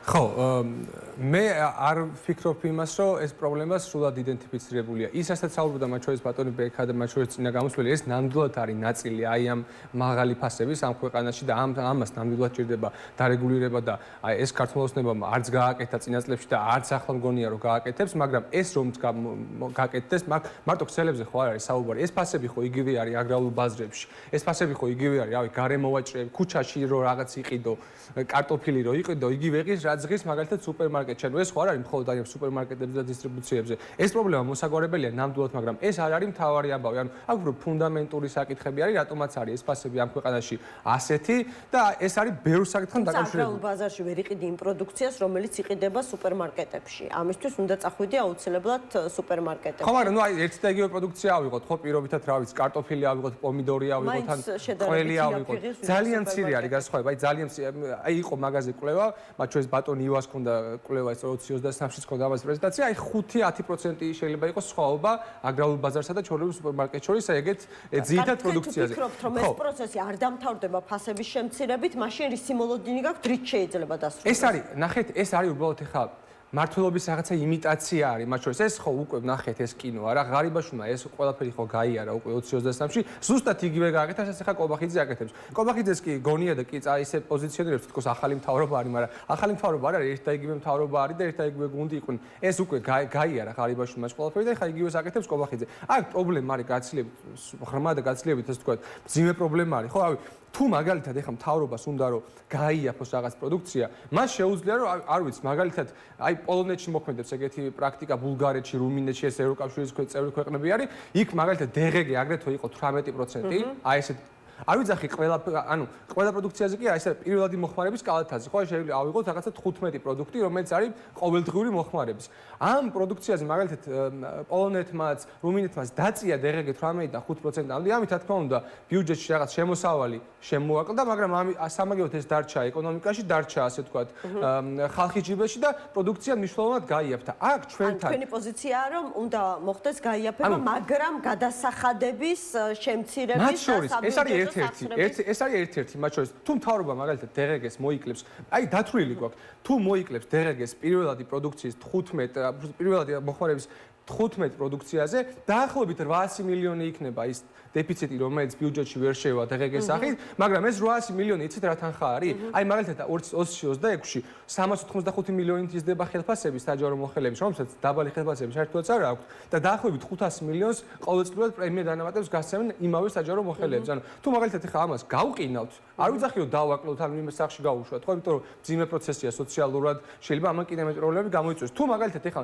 კობახიძის მთავრობა ადგება და ამას მოიკლებს და მის ჩინოვნიკებს, აი 13,000 ლარი რო გაიხადეს დეპუტატებმა ხელფასი და 15 და 16,000, მაგას თუ გაყინავენ და არა მოიკლებენ ამ ეტაპზე, შესაძლებელი იქნება რომ ფასები 10-12%-ით გაიაფთეს მომენტალურად და დასტაბილურდეს ეს თავი. მოდი ვეკავს ვკითხავ, რამდენად სწორად მიგაჩნიათ ეს მიდგომა იმისათვის, რომ ფასების გაიაფებას ჰქონდეს არა რაღაც ერთჯერად და მოკლევადიანი ეფექტი, არამედ რაღაცა მივიღოთ რეალური საბაზრო ფასები და ჯანსაღი კონკურენცია ჩვენი ცხოვრების წესად იქცეს ყველა სფეროში, თანაც მხოლოდ ამ სფეროში არა. DGG-ს საინტერესო თემაა სხვათა შორის, მაგრამ ერთი მომენტი გრჩება ხოლმე, როდესაც DGG-ზე ვსაუბრობ. ნახეთ, დაახლოებით DGG-ის შემოსავალი არის 10 მილიარდანი, ნუ დაგეგმილი 2026 წელს. ეხლა ჩვენ რო სურსაძე მაგალითად მოხსნა DGG, პირველად პროდუქცია, პირველადი რაც არის პროდუქცია DGG ისედაც არ არსებობს. ერთადერთი არის და რატო არის ქათმის ხორცე, არ ვიცი, მაგრამ პირველად პროდუქცია არ არსებობს. გადამუშავებულ სასურსათო პროდუქცია DGG არსებობს. დღეს ნაწილში დაახლოებით 40% არის სასურსათო. ეს არის რომ დაახლოებით 4 მილიარდი შეიძლება მოაკლდეს, იმიტომ რომ 15 პროდუქტი რომელია ძალიან რთული დასათვლელია, მე არ ვიცი, მაგრამ ზოგადად რომ დღეს გავაუქმოთ 4 მილიარდი ბიუჯეტში არ შემოდის. ნახეთ, ჩვენი ხარჯვითი ნაწილი ბიუჯეტის ზოგადად სოფლიოში არის ერთ-ერთი დაბალი. ჩვენ ხარჯავთ პირდაპირ ესე იგი მთლიან ეროვნულ შიდა პროდუქტთან მიმართებაში ჩვენ ხარჯავთ დაახლოებით 30%-ზე ნაკლებს, რაც სხვა ქვეყნებთან შედარებით არის ძალიან დაბალი. ან ზუსტად ისეთი ეკონომიკური პოლიტიკა აქვს, როგორც ჩვენ გვაქვს და იმიტომ ცხოვრობენ ისე არასწორად და ცუდად, როგორც ჩვენ ცხოვრობთ ამ შემთხვევაში, ხო? აქედან გამომდინარე, დღეს ცოტა ისე უნდა მივიდეთ. თუ დღეს შევამცირებთ, აქ სხვა საკითხია, ნახეთ. შემდეგ წირდება უკვე სხვა ხარჯები. ეხლა როგორ გადანაწილდება ეს, მაგრამ შეიძლება ამან დაარტყას სოციალურ ხარჯებს ან სხვა ხარჯებს, ხო? ეხლა ნახეთ რა ხდება იმ ქვეყნებში, სადაც თქვენ ჩამოთვალეთ, იმ ქვეყნებში არის პროგრესული გადასახადი. პროგრესული გადასახადი ნიშნავს, რომ მაღალშემოსავლიანები იხდიან უფრო მეც პროცენტულად თავიანთი შემოსავლიდან და დაბალშემოსავლიანები ნაკლებს და აქედან გამომდინარე, დიდარსა და ღარიბს შორის ეს განსხვავება არ არის. მაგრამ ქვეყანაში, სადაც ჩვენ ეგრეთ წოდებული ბრტყელი გადასახადია, სადაც აბსოლუტურად ყველა იხდის, აი ამ ეფექტს დღეს გაუქმება არ მოგცემ და იმიტომ რომ შეიძლება პირიქით სოციალური მდგომარეობა რაღაცა სეგმენტებში ადამიანების გაეუარესებინა. გესმით? ეს ახლა მე იმას სამსჯელო საკითხი არ არის, იმიტომ რომ ეს თითქმის აქსიომატური საკითხია, იმიტომ რომ რაღაცას უნდა მოაკლდეს. ხო, მაგრამ ჩვენ ყველას გვაინტერესებს. პრინციპში დაახლოებით დავთვალეთ, რას უნდა მოაკლდეს. ზირთად პრემია დანამატების და ხელფასების ზრდას უნდა მოაკლდეს და არა სოციალურ ხარჯებს. მაგრამ მე 4 მილიარდზე ვლაპარაკობ. შეიძლება ეგრეც იყოს, უბრალოდ დღეგი არ არის გამოსავალი. ერთი საკითხია, რა თქმა უნდა, ეს არ არის მხოლოდ და მხოლოდ სუპერმარკეტების ამბავი. ეს არის ადგილობრივი წარმოების საკითხი, ხო? ეს ჩემი ინიციატივა 2019 წელს, რომელიც ირიბად ითვალისწინებს და ირიბი შედეგი არის, რა თქმა უნდა, ფასების შემცირება სურსათზე. პირდაპირ მიმართული იყო ადგილობრივი წარმოების მხარდაჭერაზე. რატო? იმიტომ რომ ქართველი ადგილობრივი მეწარმე არის ძალიან სუსტი. გესმით? ეხლა წარმოვიდგინეთ თვითონ ძირითადი საშუალებები საქართველოში არის ძალიან ძვირი. დიზელი ძალიან ძვირია. აბსოლუტურად ყველაფერი რესურსი ძალიან ძვირია. ფულადი რესურსი ძალიან ძვირია და შენ რო კიდევ სუპერმარკეტში მიდიხარ, შესვლის გადასახადი უნდა გადაიხადო, ქეშბექი უნდა გადაიხადო. მე არ იცი წარმოიდგინეთ, რომ ესე იგი რამდენ ხანში დაგიბრუნებს ის იმ ფულს, რომლითაც მან ფული იშოვა. ეხლა ნახეთ, შემდეგ თქვენ მიდიხართ უკვე ბანკში. ბანკში ფული ძვირია და აქედან გამომდინარე კოტრდებით. გესმით, ეს იყო მთავარი. მე ძირითადად ვისთანაც ერთად ვიმუშავე ამ საკითხთან დაკავშირებით. იყვნენ ქართველი მეწარმეები. მე იმპორტიორებთან არ ვიმუშავე. შესასწავლია აგრეთვე იმპორტიორების საკითხიც. გესმით, რამდენიც მაგალითად კონკრეტულ პროდუქტზე არის თქვათ მონოპოლია ვიღაც. შეიძლება მაკარონის რაღაცა 50% ვიღაცა შემოაქვს, ხო ჩვენ არ ვიცით. გესმით, ესე ძალიან მნიშვნელოვანი საკითხია, იმიტომ რომ ჩვენს კანონმდებლობაში წერია, რომ 40%-ის ქვემოთ მონოპოლია არ არის და 40%-ის ზემოთ იქნება უკვე მონოპოლიად, მაგრამ 40% ეს არის ძალიან მაღალი მაჩვენებელი, ხო? ამიტომ პირველი რაც უნდა გავაკეთოთ, ეს კანონი მარტივი მისაღებია, პირდაპირ გითხრათ და არავის არ დააქცევს და სამართლიან ესე იგი სავაჭრო წესებს დააწესებს ამ ქვეყანაში. მე არ ვიცი დისტრიბუტორებზე დღეს ითქვა დისტრიბუტორებში 40%-იაო და დისტრიბუტორები 44 და დისტრიბუტორებთან მიმართებაში მსგავსი რეგულაცია მე არ მინახავს, სიმართლე რო გითხრათ, მაგრამ ადგილობრივ მეწარმეებს რო შეხედოთ, ნახეთ, მცირე მეწარმეები თვითონ სატრანსპორტო საშუალებებსაც ისე გამართულად არ ფლობენ, რომ თვითონ იარონ და მაღაზიებში აბარონ. ისინი გადამყიდველებზე არიან დამოკიდებული, ხო? გადამყიდველი ორგანიზებული დისტრიბუტორი არ არის. გესმით, შემდეგ არის მოცულობის ეკონომიკა უკვე. ესე იგი, თუ ბევრ საწარმოებს ზოგადად ბევრად უფრო იაფი გიჯდება ერთეული პროდუქტი. საქართველოში ეს მოცულობის ეკონომიკა არ გვაქვს. ძალიან ბევრი საკითხია. უბრალოდ ამ შემთხვევაში რაზეც საუბრობ, ეს არის სუპერმარკეტების საკითხი. კი ბატონო, და ერთით აუცილებლად მინდა ვთქვა, მეწარმეებთან დაკავშირებით ხელშეურის წლების განმავლობაში მეწარმეები მოდიოდნენ და ჩვენს გადაცემებში ეს ღიად საუბრობდნენ, რომ მათ ჰქონდათ შესაძლებლობა ერთის მხრივ ესარგებლათ სახელმწიფო პროგრამებით, მაგალითად აწარმოეს საქართველოში, ანუ საქართველოში შეიქმნათ ისეთი პროდუქტი, რომლის წარმოებაც მანამდე არ ხდებოდა და მხოლოდ იმპორტით შემოდიოდა, მაგრამ იმის გამო, რომ ვერ ახერხებდნენ სავაჭრო ობიექტზე ამ პროდუქციის დახლზე განთავსებას, რეალურად ისინი მათი ბიზნესი იკუთებოდა, საკუთარ საქმიანობას აჩერებდნენ, რომელ ასე ვთქვათ, წარმოების მოცულობის მდგომარეობის გაზრდაზე არის საერთოდ საუბარი. საუბარი. ნახეთ, მაგას რო დაუკავშიროთ, ჩვენ დაახლოებით გამოკითხვა რო გავაკეთეთ, სანამ ეს კანონი დავარეგისტრიროთ, მეორეჯერ, ანუ მერსიკოპთან, იმიტომ მერსიკოპი ძალიან ბევრ მეწარმეს დაეხმარა საქართველოში და კავშირი ჰქონდა მათთან. დაახლოებით ეს რეგულაცია რომ მომხდარო ვკითხეთ, მათი გასაყიდი ფასი არა დახზე განსათავსება, მათი გასაყიდი ფასი რამდენად შემცირდებოდა, დაგვისახელეს დაახლოებით 15-20%. 15-20%, კაი 15 და 10%-ით რომ შემცირდეს, ეს უკვე ძალიან დიდი რაღაცა. კიდე ერთი საკითხია. ეს პროცესი არ ექვემდებარება ჩვეულებრივ მოთხოვნა მიწოდების საკითხს. რატო? იმიტომ რომ ღარიბი მოსახლეობა რაც არ უნდა შესაბამისად შეუმცირდეს შესაბამისად შემოსავალი, ენგელის წესი ქვია მას.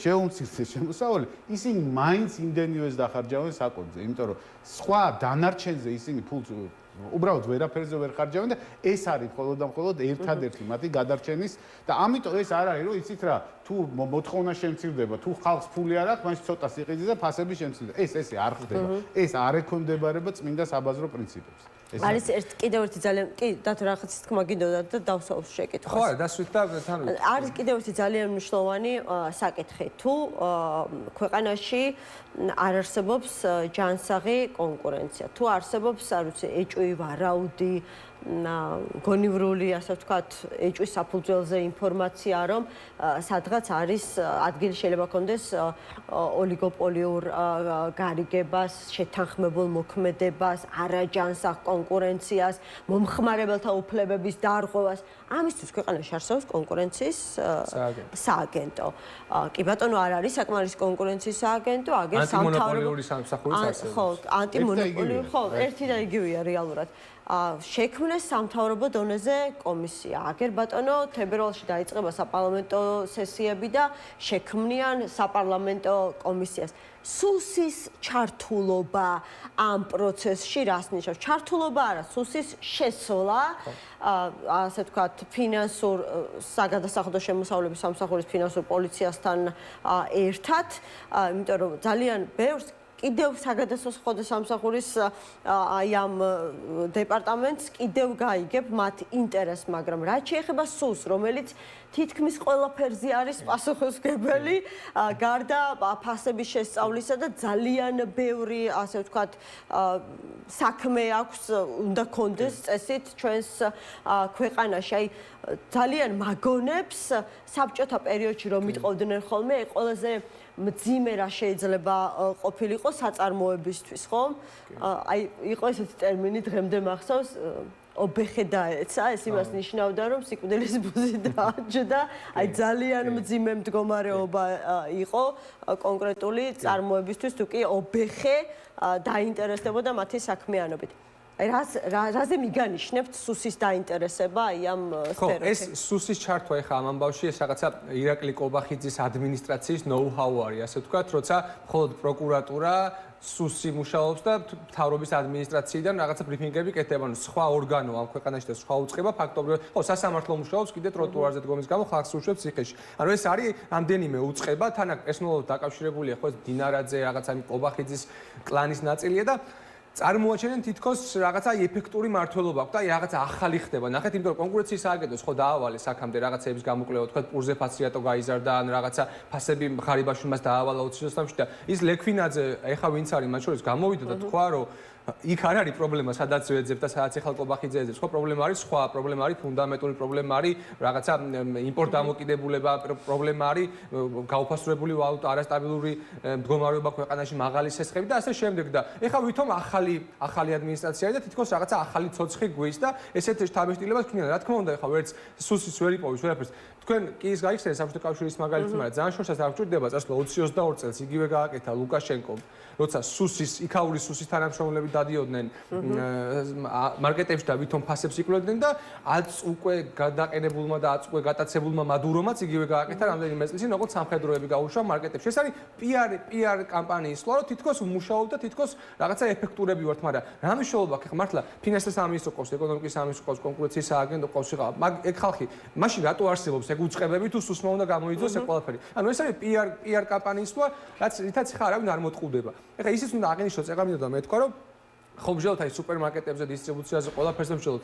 კაი, მოდი ესენი გვერდზე გადავდოთ. რატომ გასამაგდა საჯარო სერვისების ფასი ბოლო წლების განმავლობაში საქართველოში? აი რატო გახდა მაგალითად ქორწინება 40-დან 140 ლარი, რატო გახდა მანქანის რეგისტრაცია 50-დან 150 ლარი, რატო გახდა პირადობის აღება 30-დან 70 ლარი. ანუ ეს ხო არის სახელმწიფო სერვისები. გაორმაგდა აგრეთვე ჯანდაცვის სერვისები. ანუ ექიმთან როცა მიდიოდი და ღირდა კონსულტაცია 50 ლარი, ღირს 100 ლარი დღეს.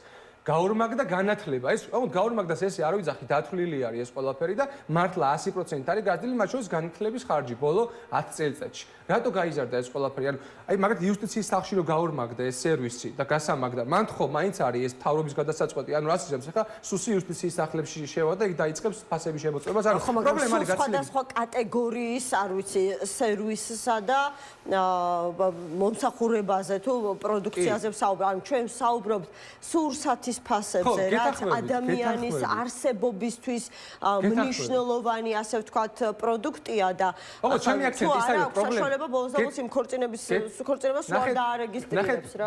ჩემი აქცენტი იმაზე არის, რომ ნახეთ, პრობლემა არის გაცილებით ღრმა, ეს მათ შორის კორუფცია, მათ შორის არასტაბილურობა. საბანკო სესხლი 15% არის ჩვენთან და ევროკავშირში რომ 3 და 4% არის. ეხლა ანუ ეს 15% უკვე გადასახადი არის. ნებისმიერი მეწარმისთვის არ აქვს მნიშვნელობა ეს აგრობაზარში არის თუ სუპერმარკეტში არის. არასტაბილური მდგომარეობა რო გვაქვს. ვალუტა გაუფასურდა 90%-ით. ქართული ოცნების სქესულებთან დღემდე, როცა ვართ იმპორტ დამოკიდებული ქვეყანა. ეს ყველაფერი აისახება ფასი და ამ ყველაფერს ქართული ოცნება 15% მოგონი იპოთეკურ სესხზეა და სამომხმარებლოზე გაცილებით მეტია. გაცილებით 12 იპოთეკურზე და 15-16 სამომხმარებლოზე გაცილებით მეტი არის. აი ეს არის მიზეზი.